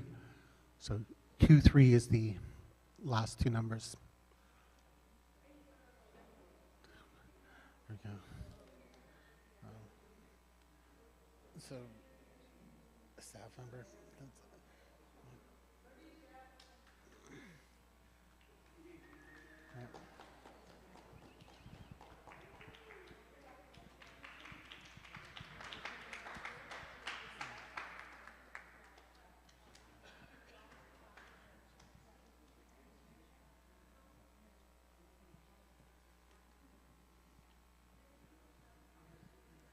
And the next one is, so 3059032.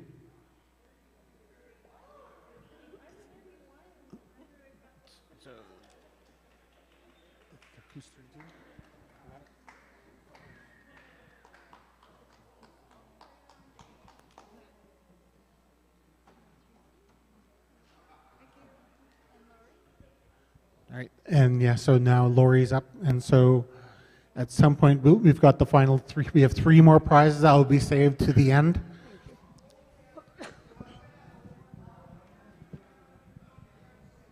Good evening. My name is Iswach. I come from the house of Hunt and Griet. My Amchuan name is Lorraine Berna Brown.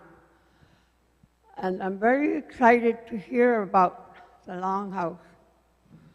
I heard about one in Glenville, and I've been meaning to go out there and take a look at it. And I'm here to brag about this team.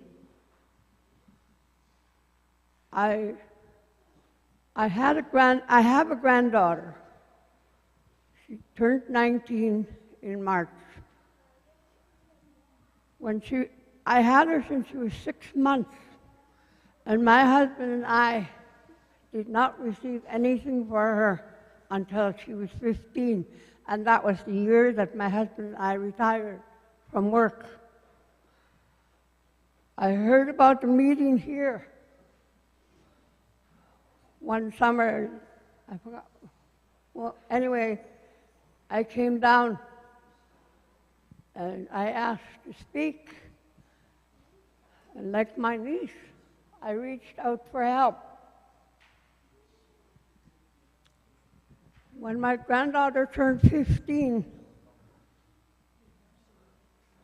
And you know how teenagers are. They love pretty things. They don't like to wear the same clothes as other kids. They have to do their own ordering. So I reached out to the Gitsan Child Welfare. The very next day, I got the help I asked for. And I'm here to say thank you. And every time I come to a meeting, I'm going to say it again. Thank you very much. Without your help, my granddaughter I wouldn't know what to do with my granddaughter. Became a teenager. I lost my children to the ministry years ago, but I was lucky to have a family here that loved us. My sister Rita said, I'm taking them, and she did. She took all 3 of my kids, and I'm very thankful for that. If she hadn't done that, I probably would have never seen any of my kids again. When she stepped in, she took my children. And I wasn't allowed to take them back until I moved here. I had a chance to take all of them back. I got the 2 boys, but I didn't get my daughter. My brother-in-law wouldn't let her go. But I'm glad that he kept her. Look at her now. She's very well educated. And she's working for your company. And I'm very proud of her. My grandchildren are also working there, her children. And every time Christmas came, they included my granddaughter for presents. They included us with the food hampers they distribute out. They included us with meat. And I was very thankful because my husband and I are only on pension. I really appreciate you people, every one of you. I also appreciate the band office. We're elders now. They help us with our pellets. We just recently got a food hamper from you guys about a week ago. And we get our pellets for nothing. And we got meat packets from the band office. And that helps. It really helps us. So we have a lot to be thankful for. And I'm just speechless sometimes. When we have nothing, we don't have anything to pick up. And I say, we're not poor. There's always people around us that love us and help us.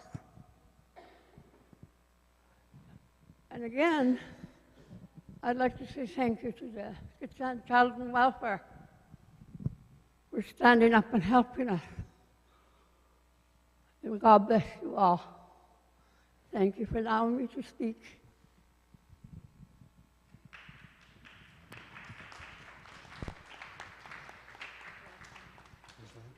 All right, thank you. And so next we have Rosaline.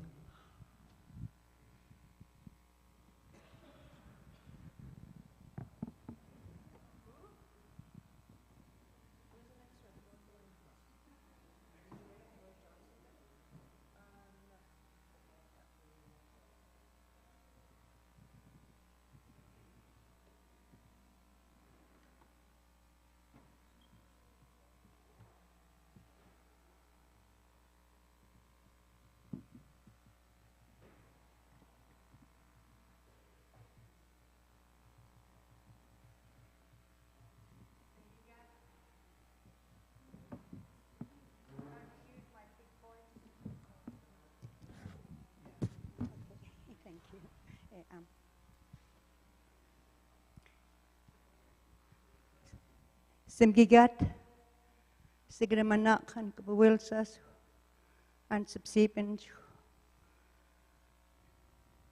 Samlam Kodi Wingya, Katsasam Sag, Yuxagyun.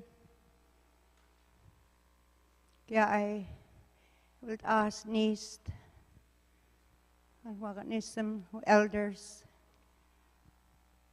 Hamiya Kwalkanim.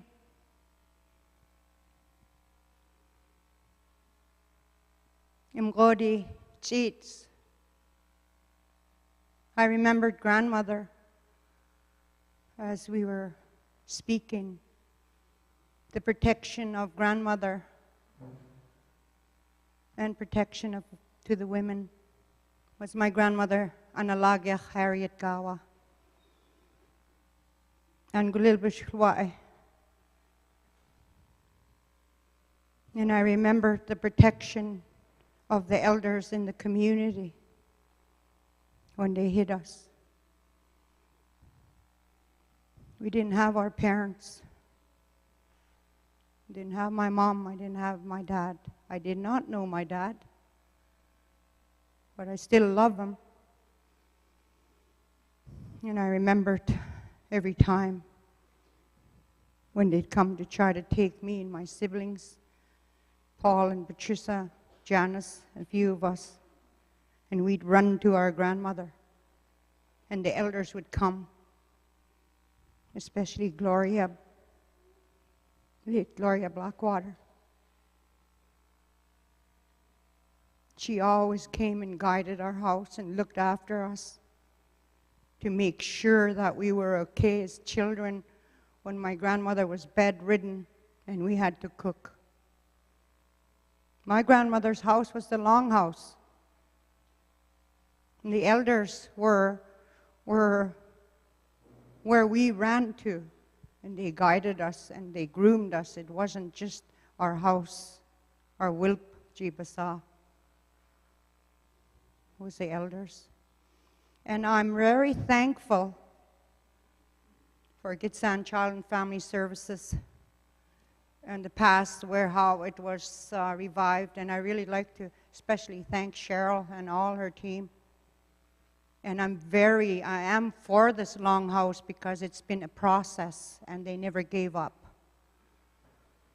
It was supposed to happen years ago, and I'm very thankful that it's going to happen in Kispiox, and I have strong faith for the children. This is just the beginning.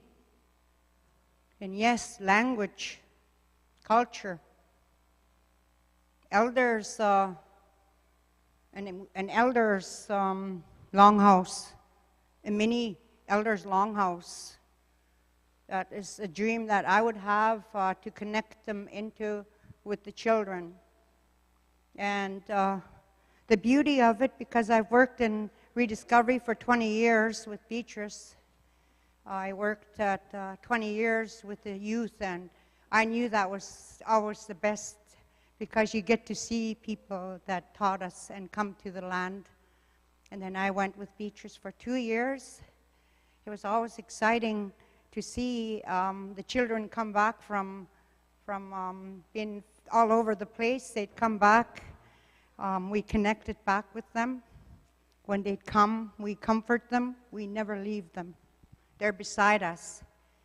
You always have to connect in with the child, with the teens. You have the heart-to-heart with them and sit with them. I'm very thankful that one in Sigadoch, that I have family there. And they had a dinner there, and Christmas dinner, and I went to attend that. And we need to, I've seen a lot of drums being made. We need to power those drums.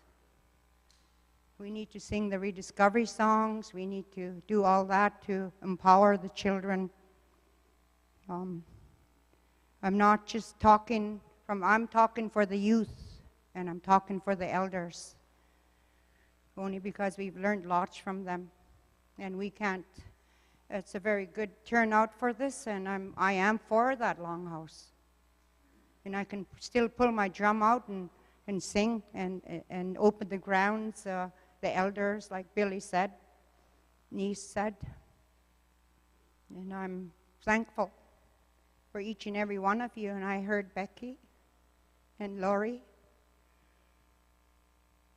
I felt that. I remembered how we were as children.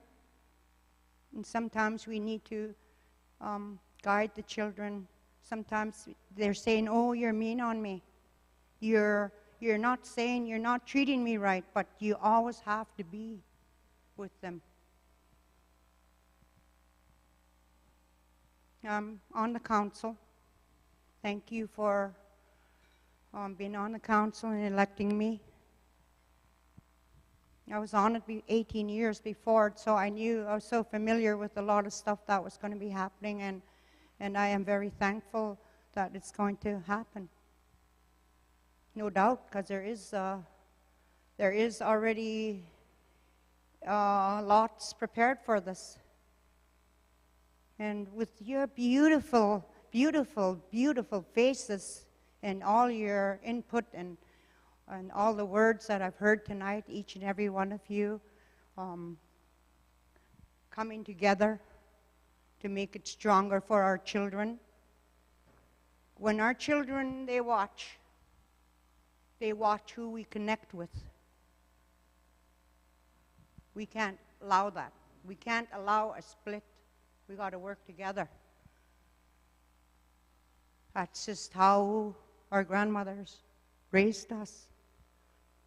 We cannot say, hey, this child, every child has to be. I've went a long ways. I really respect niece, Paskam Lacha.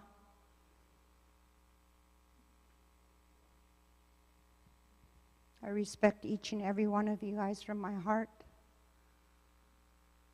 And especially the Gitsan Child and Family Services that have really bloomed our whole entire area, extended to connecting the children and each and every one of us together. There's no disrespect to anybody. That is the whole connection of the whole Skeena River to this world. We don't only have children in this area. We have children that everyone is working for to find in the world. Don't give up, because my sisters are 60 and 59 years old now. And my mother was one of them that was taken, and one sister in England, one sister in Oshawa, Ontario. Don't give up. My dream is for my sister to come and see me. I'm the only sister that is here, but there's two out there. That's why I always speak of the world. We don't judge. Up above judge. We only try to find our blood and the connections that some of them that we don't even know. But I'm for this longhouse. Maybe my sister will come back and learn her language from me and learn how to hit the drum and dance with that drum. To empower the beautiful children that are going to be adults, that are going to be running these beautiful longhouses, and employ them along with you. Have them beside you. Have them beside you, and they're going to learn. They'll feel really important when they're beside you, especially when they know they're there and they're going to be doing something. They're going to work with the youth. So it's the ones that are there now. I already see it. Hamiyani losam wirat simgigat sigina manakan kabulsas samlo amgodi sakot sam dem wisen dem het hulp isam sakay dem het hulp elders. Longhouse for elders. There's so much teachings there. Hamiya.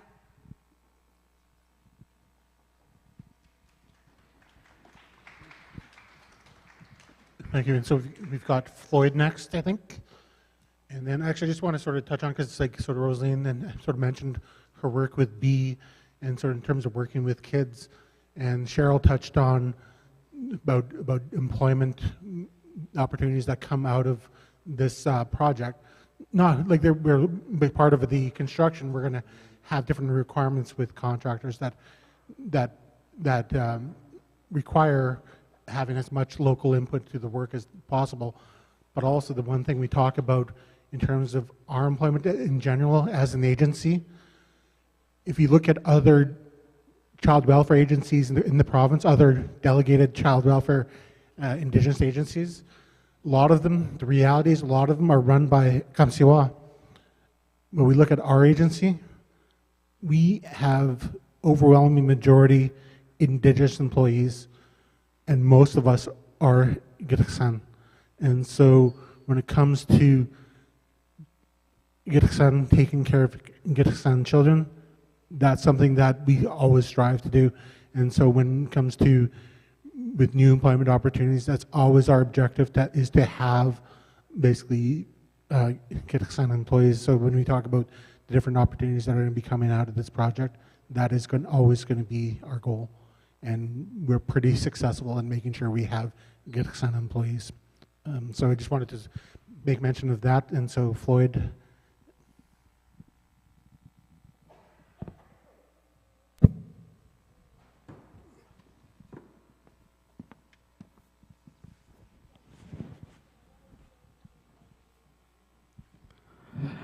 Well, good evening, ladies and gentlemen. My name is Floyd Johnson. I just had a couple of questions and a few comments. Just some food for thought for you. You hear all the talk about the safety of the children. My question for you is, for the new building, is there any thought or about having a security team to look after that building and the people, not only for the people who go there to visit, not only for the children, but for also the people who work there. You know, this is a very trying time, very emotional time for people. It's not easy. I've been there. I've gone to places, just like you heard earlier in the other comments, gone to buildings that weren't very inviting. It's like we were in jail, in a prison, with visiting hours, 4 cement walls all around. I'm not talking about a security team dressed in full security uniform and walking around like cops. I'm just talking about people who know how to do their job and are very understanding because of the emotional, just the way all this works out to be. Just not very long ago, right up in our neighborhood, there was a person crawling around in the bushes, 5 in the morning. He had a hatchet in his hand. If it weren't for the neighbors to chase him away, I don't know what that person would have done. So that's the type of things that happen now. And if you're going to spend that kind of money on buildings, you'd want to protect it, I'd think. Thank you for your time.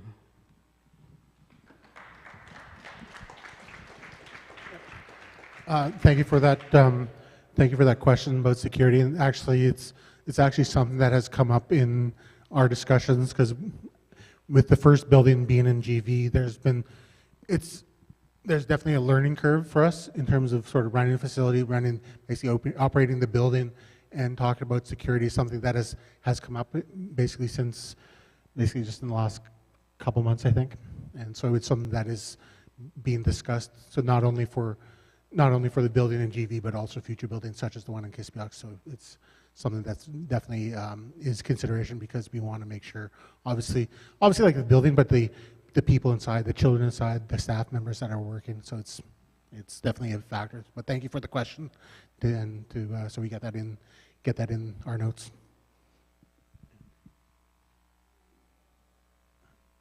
Norman and Doris next, and then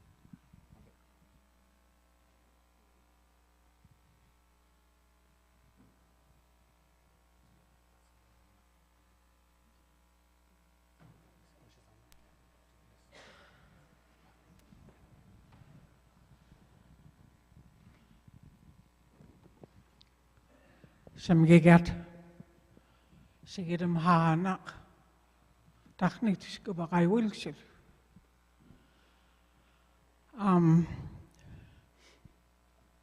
One thing I've done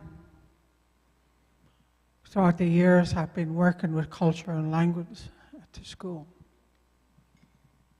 I always make sure these children are well recognized of where they're from, which house they're from, who their matriarchs are, their Samogids.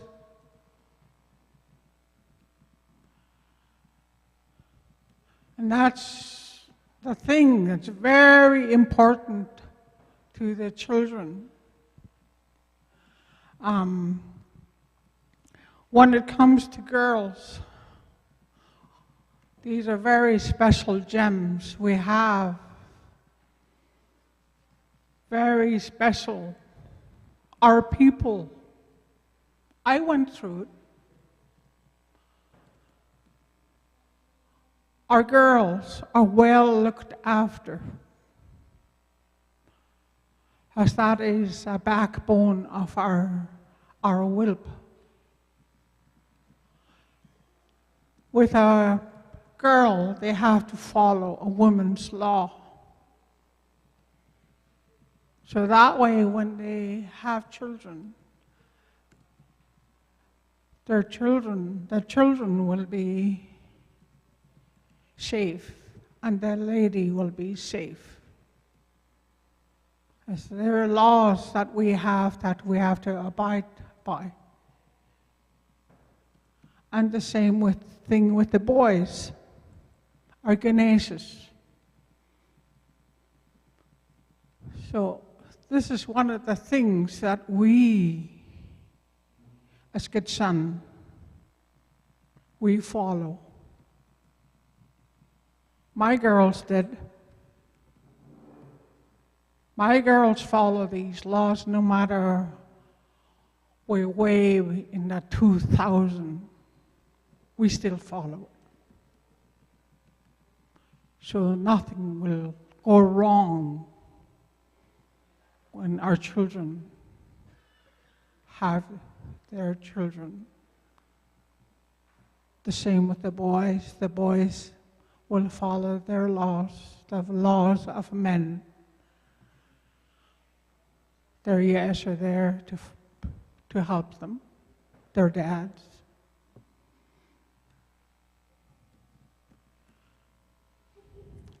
Some kids laugh at them because they don't understand. So when it comes to doing this, we honor which house they're from. And that's what we do at the school. We honor. We ask permission. If they say okay, they give permission before we even do anything. These are the things that we do. We still follow through at our school. No matter where we're at, we still follow through with boys and girls. I see that you guys, the family services, have their family trees, their father clan, their mother clan, their yes, their Jesus. These are very, very important for our children.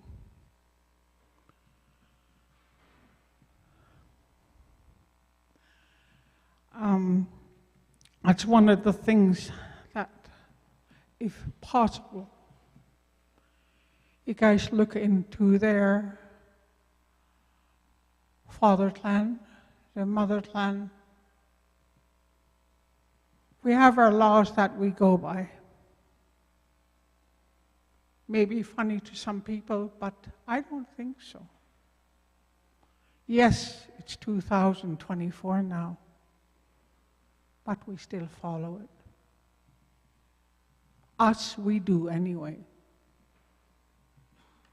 We have our laws to protect our girls and our boys. And one thing I really, really like about you guys is Longhouse. I just pray that you guys have a big room. You guys will bring in a leader. Maybe bring these children home for a couple of weeks before you guys' big do.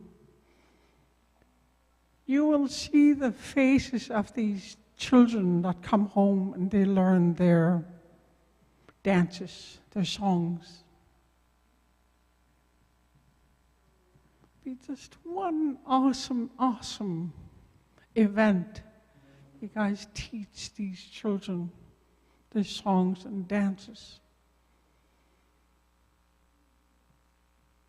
You know, it'll be just one big celebration. You guys do that. I know it's just a nice, good dream, and it's for you guys to think of. Make one big place like this where they can perform within your longhouse.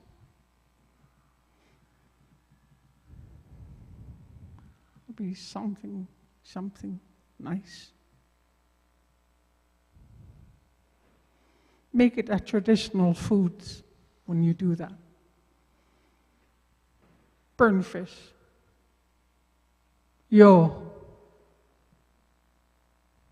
That'll be just one awesome, awesome thing to do.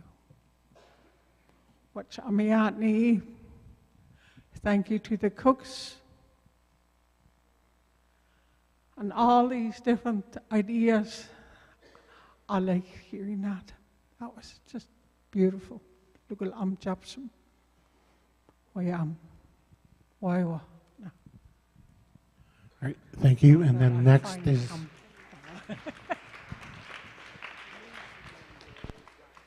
So we have Denise and then Gloria.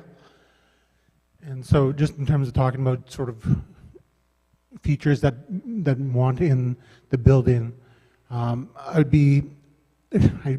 should have mentioned them much earlier, but a vital component of the work that we're doing is Dr. Patrick Stewart, who's joining us on stream. So Patrick is Niskat. He's an architect, but is also like a overall consultant that's been helping our organization. He's been helping us for 5 years since, I think at least since maybe longer than 5 years, since 2018.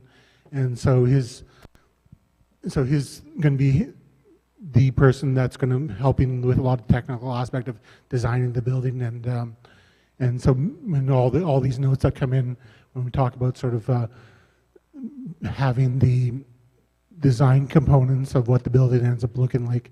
That's Patrick that's going to be a lead in that. And so I just want to make sure that I acknowledged him as well. So Denise. Hello. I'm hearing a lot about Gitxsan tradition, how we must use it to help our young ones. Unfortunately, we also have interference from the outside world. We got people that are on cell phones all the time. The kids are on cell phones. They're looking at TikTok and all this. And I guess I'm being devil's advocate. Sorry for not standing up, but it's hard for me to get off this chair right now.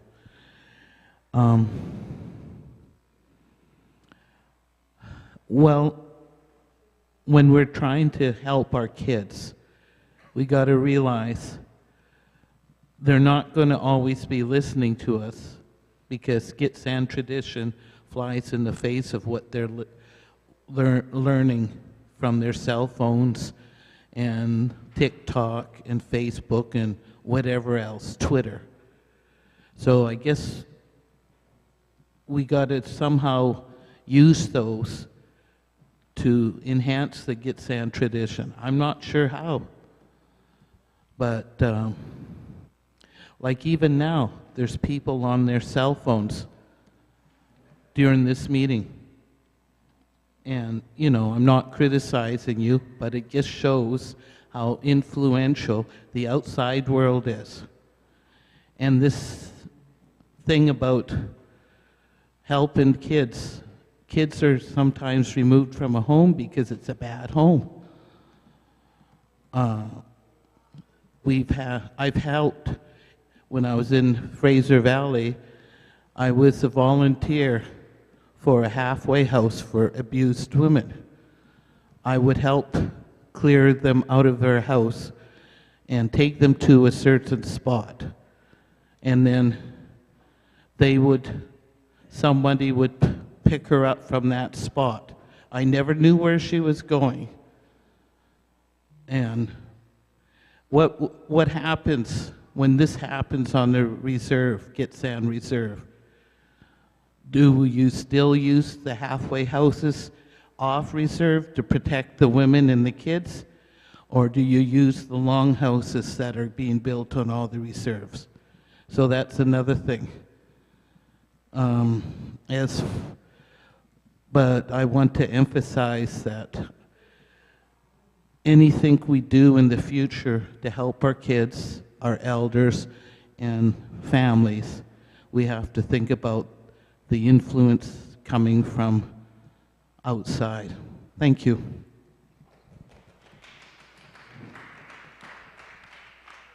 Thank you for that. And Gloria is next.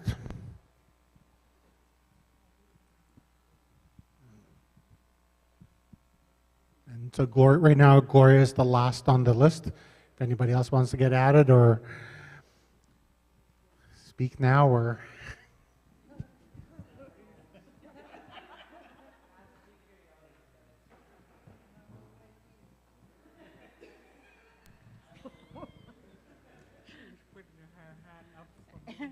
I was pointing to her.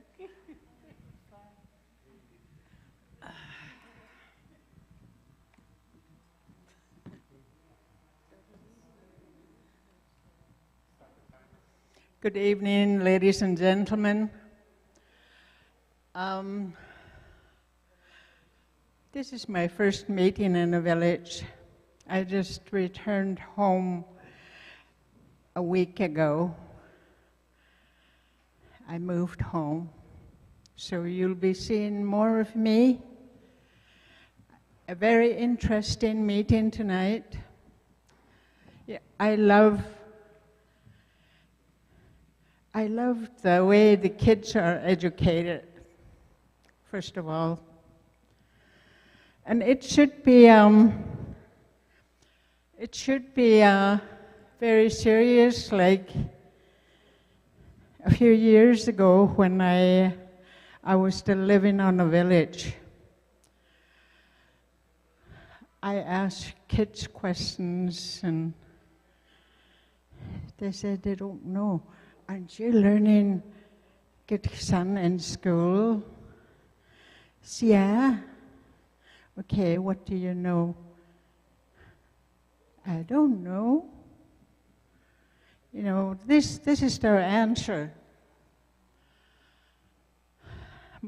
all my children, I have four children, 2 boys and 2 girls, and they all go to school off the reserve. Why? Why did they go to school off the reserve? Because they were picked at school. They called them names. Why don't you go back to Vancouver? Sure, I took my kids, I moved down there because for a special reason, and they went to school down there. And when we moved back, they were picked on.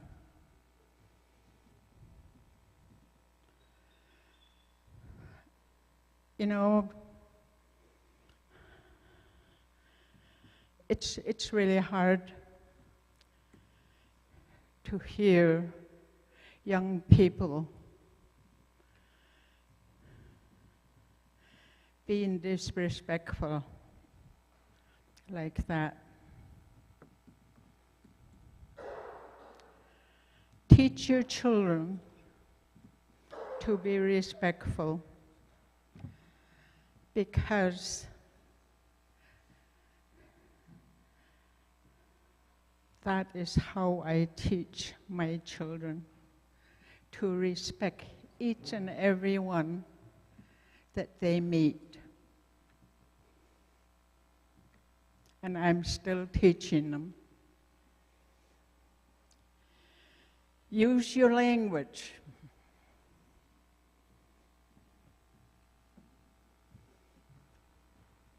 Because we're not Amksiwa. Speak your language to them. You know, my little grandchildren, I'm doing that. I speak Gitxan to them.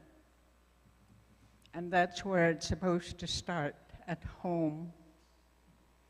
Don't expect other people to teach your children.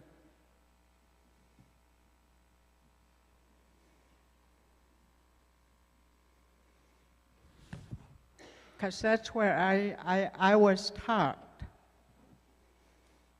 I was taught to speak my language first when I was growing up.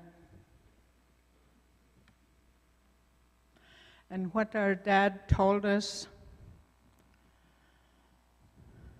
go to school, learn the white man's language. That was his advice to us. Go to school and learn the white man's language.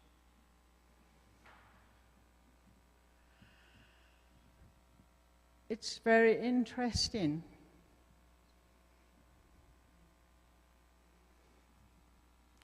I've gone to college. I've done my trade. I've cooked in big hotels.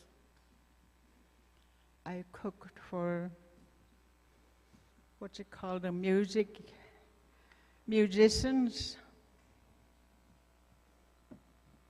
I've cooked for big, big people. At the expo, I was there.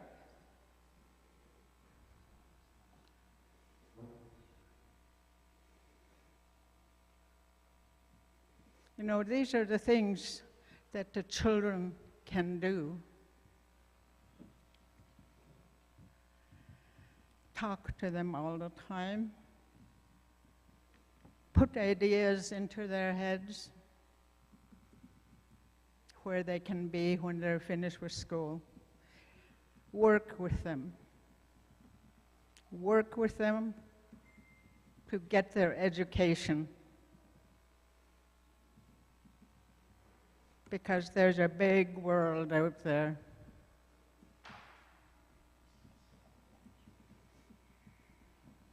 I can go on and on about this, but it's up to the parents, the grandparents, to teach their children. That's where the learning starts.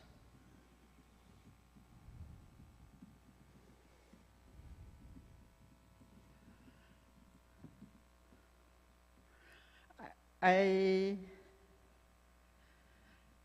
glad to be home, and I hope I can help with some of the stuff. I know how to cook, but I'll tell you something. I only know how to cook French cuisine.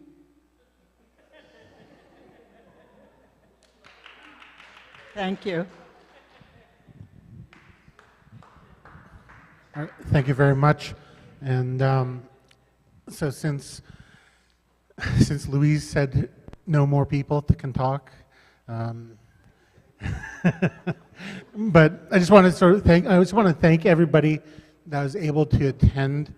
We're looking at having more engagement because not only do we have to, we have to have one of these formally before there's a referendum.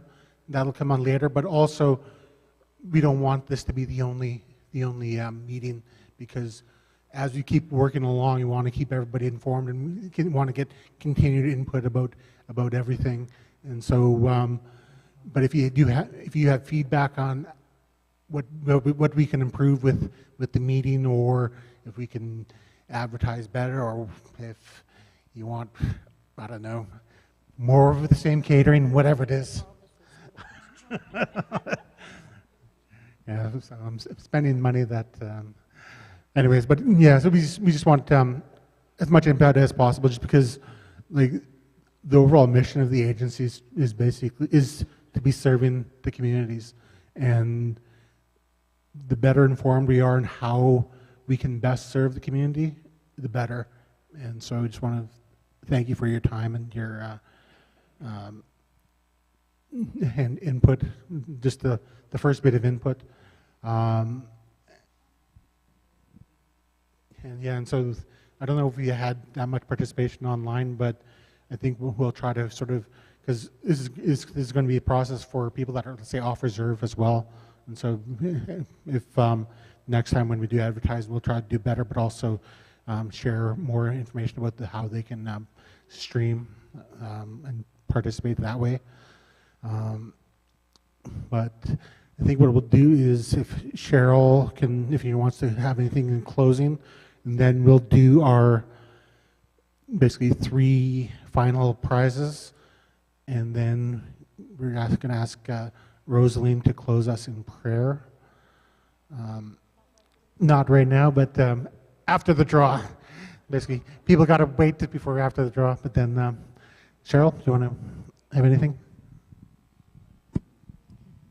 First off, some lomkhodi will head to Spitnism will some will hodi tum sil headhum tum la gustuit kubudlimsvat tum tahadn hol hodestit tum la dietit dilstit bodelig red hol algerach will model act up halai will hugger abocht sablu tahadn hol will gasm sil het subnum sababayat elosum wajabagya gasm the little little posters. Come join us because it's going to take all of us here and it gets the nation to be the success. I may not be a saint or perfect, but I always said I stand before you with these leadership because of my parents and because of my father. When they left me, I always will share it. He told me at his bedside, I thought he was sleeping and I was weeping away, and just looked at me, Jigux ni, Gat ni, het, Nitam gan la win, Tam gan la hagi noch nin, Nitam gan la win. So, moving forward is what I've done. And being a child in care as my younger sister, Lori, sharing her with us and me being shared by my parents. Anyways, it's a long story short, but trials and tribulations were no different than a child who was raised in China because of the imposition of colonization residential school. It was, but I am happy to be in front of you guys, and things I come up with and things we do as a team, I praise Him above. It's the Lord that guides me and always will. I always say I'm only traveling in this world for now, and I'm going to continue to do my best, give it my best. And I thank those of you that support us as we continue the walk, because we need to be standing equality today to make it stronger and less challenging for our future. We can have differences, but let's not make it dark. Just be honest with yourself and your heart and say what you need to say. I'm still learning at my age. Still learning. Not perfect, but I pray every day and pray to keep a clean mouth and clean thoughts, because those affect our kids. You may not think so, but it does. I talk about it as the unseen killer, like stress. How I act in front of you and go flap my chops around the corner, that ripples off to my loved ones. I don't get hurt, or maybe someday I will, I don't know, but that's what I keep praying for, is just to do my best each day. And I'm really happy you guys are here, because this is what we want our children to learn and to feel and to witness. Our children that are here amongst us now, with us in the villages, and those that are coming home. So, and I really look forward to many more gatherings, because that's one of the biggest things we're working on improving, is our communication with you all. Not to show up every time we need something. I know we're busy, but we're going to keep working it to respect you all and keep you guys inclusive as we keep moving. And just for your information, the Sigadoch Longhouse was built on, like I said earlier, provincial dollars that we were given. We were given $5 million in 2018, but the end budget was 8 million. Again, God's work, because we got it from Luma, pretty well Luma, with that 3 billion over time, and also writing proposal, CMHC. So that was built on those dollars. Now we're knocking at the government's door, so that becomes more inclusive of your valuable input and time to make it happen. To make it happen in Kispiox, to make it happen in Gitniao, to make it happen in all the villages. So as a unity, we can move forward together, so every child matters. It doesn't matter what village they're from, or what family they're from, or what house they're from. Every child matters. So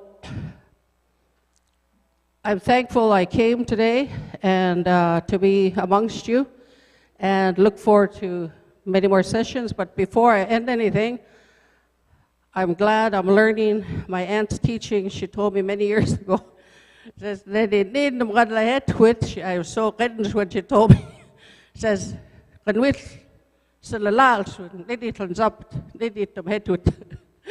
so offended at the time, but I fully understand it now. So I let Joe go for a couple of hours, then I come in and bump her. Just kidding. But I really like you guys to give them a very big hand. I think they did a wonderful job, so I really appreciate them, and appreciate the staff we do have on board that came to support their team. So thank you very much. So with that, Amaya, and you guys all take care and keep safe. Uh-oh, Louise is coming up. Just kidding. And Louise Wilson's looking at me too. I'm just kidding.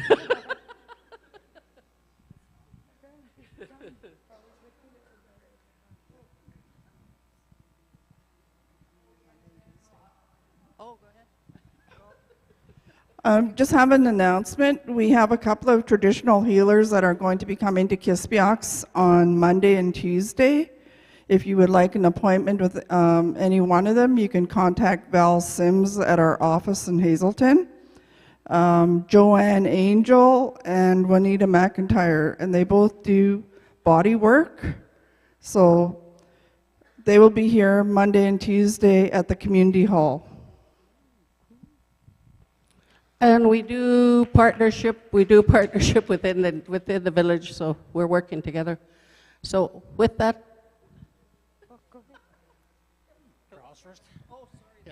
Yeah, so we're going to do the draws. And actually, I forgot to acknowledge our caterers and also Blanca, who the band manager. And so basically what we did was ask Blanca to organize this meeting for us and get all the notices out and stuff like that. And so basically, she's incredibly helpful for us. And so I just want to give her acknowledgement for that work. Lisa knows me well, so she would be fitted. Big hand for Vanna White, our one and only. I'm just kidding.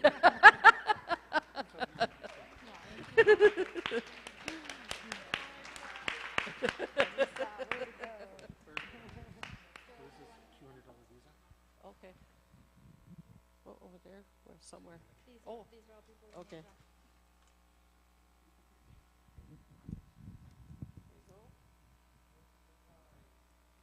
Third, it's $200 visa. 305905.7. So the last 3 digits are 057.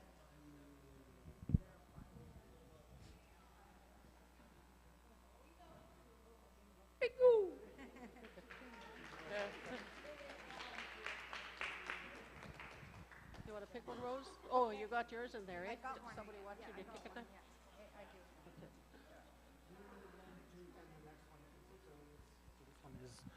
And so now this prize is a $400 visa. I left the room for 2 hours and they're running us broke. I'm just kidding.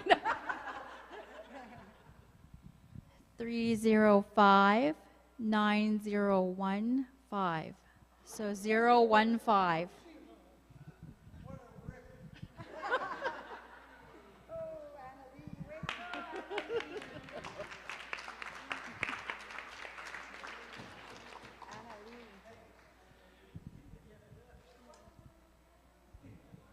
And the final prize is a $600 Getting Max Market gift card.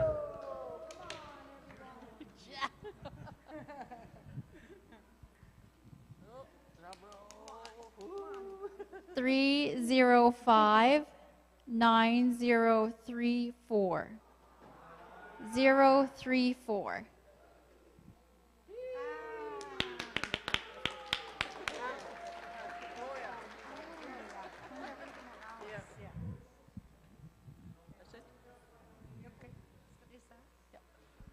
Okay, I'm Skadisai. Give Lisa a hand. She's been running around the mic and doing all the draws. Appreciate. Thank you. Side lit no mium Skadisai. Amiyani losam amayuk sagyun.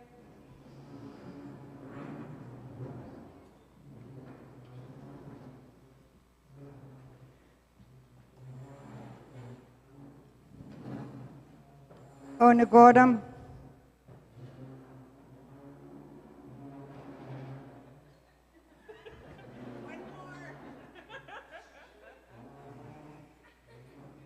It's all good. We need noise. ladoxnum, bonagorum, atsam lahagi, ninin amagad hanijok kan wagan it wilit kasun, kan na luwanet kalsum wilptit. Hamaya num kal kinaman lom, apligui kinaman lom, lahiptun. Inin and amagad na sipsip hut wilpsip, and na and koden lugwidit, kidamax. Inin and amagad laplina haut, gyun, nin dem skogot, and skalanat lodit. I'd just like to thank you, Creator, for the beautiful gathering and the beautiful families that we're together, and the beautiful words that were spoken tonight, today on the decision as a community for our beautiful children that are going to be taken care of everything. Just like to thank you, Creator, for the food that prepared it, who prepared it, and everything, and all the laughter and fun. Hamaya. Amen.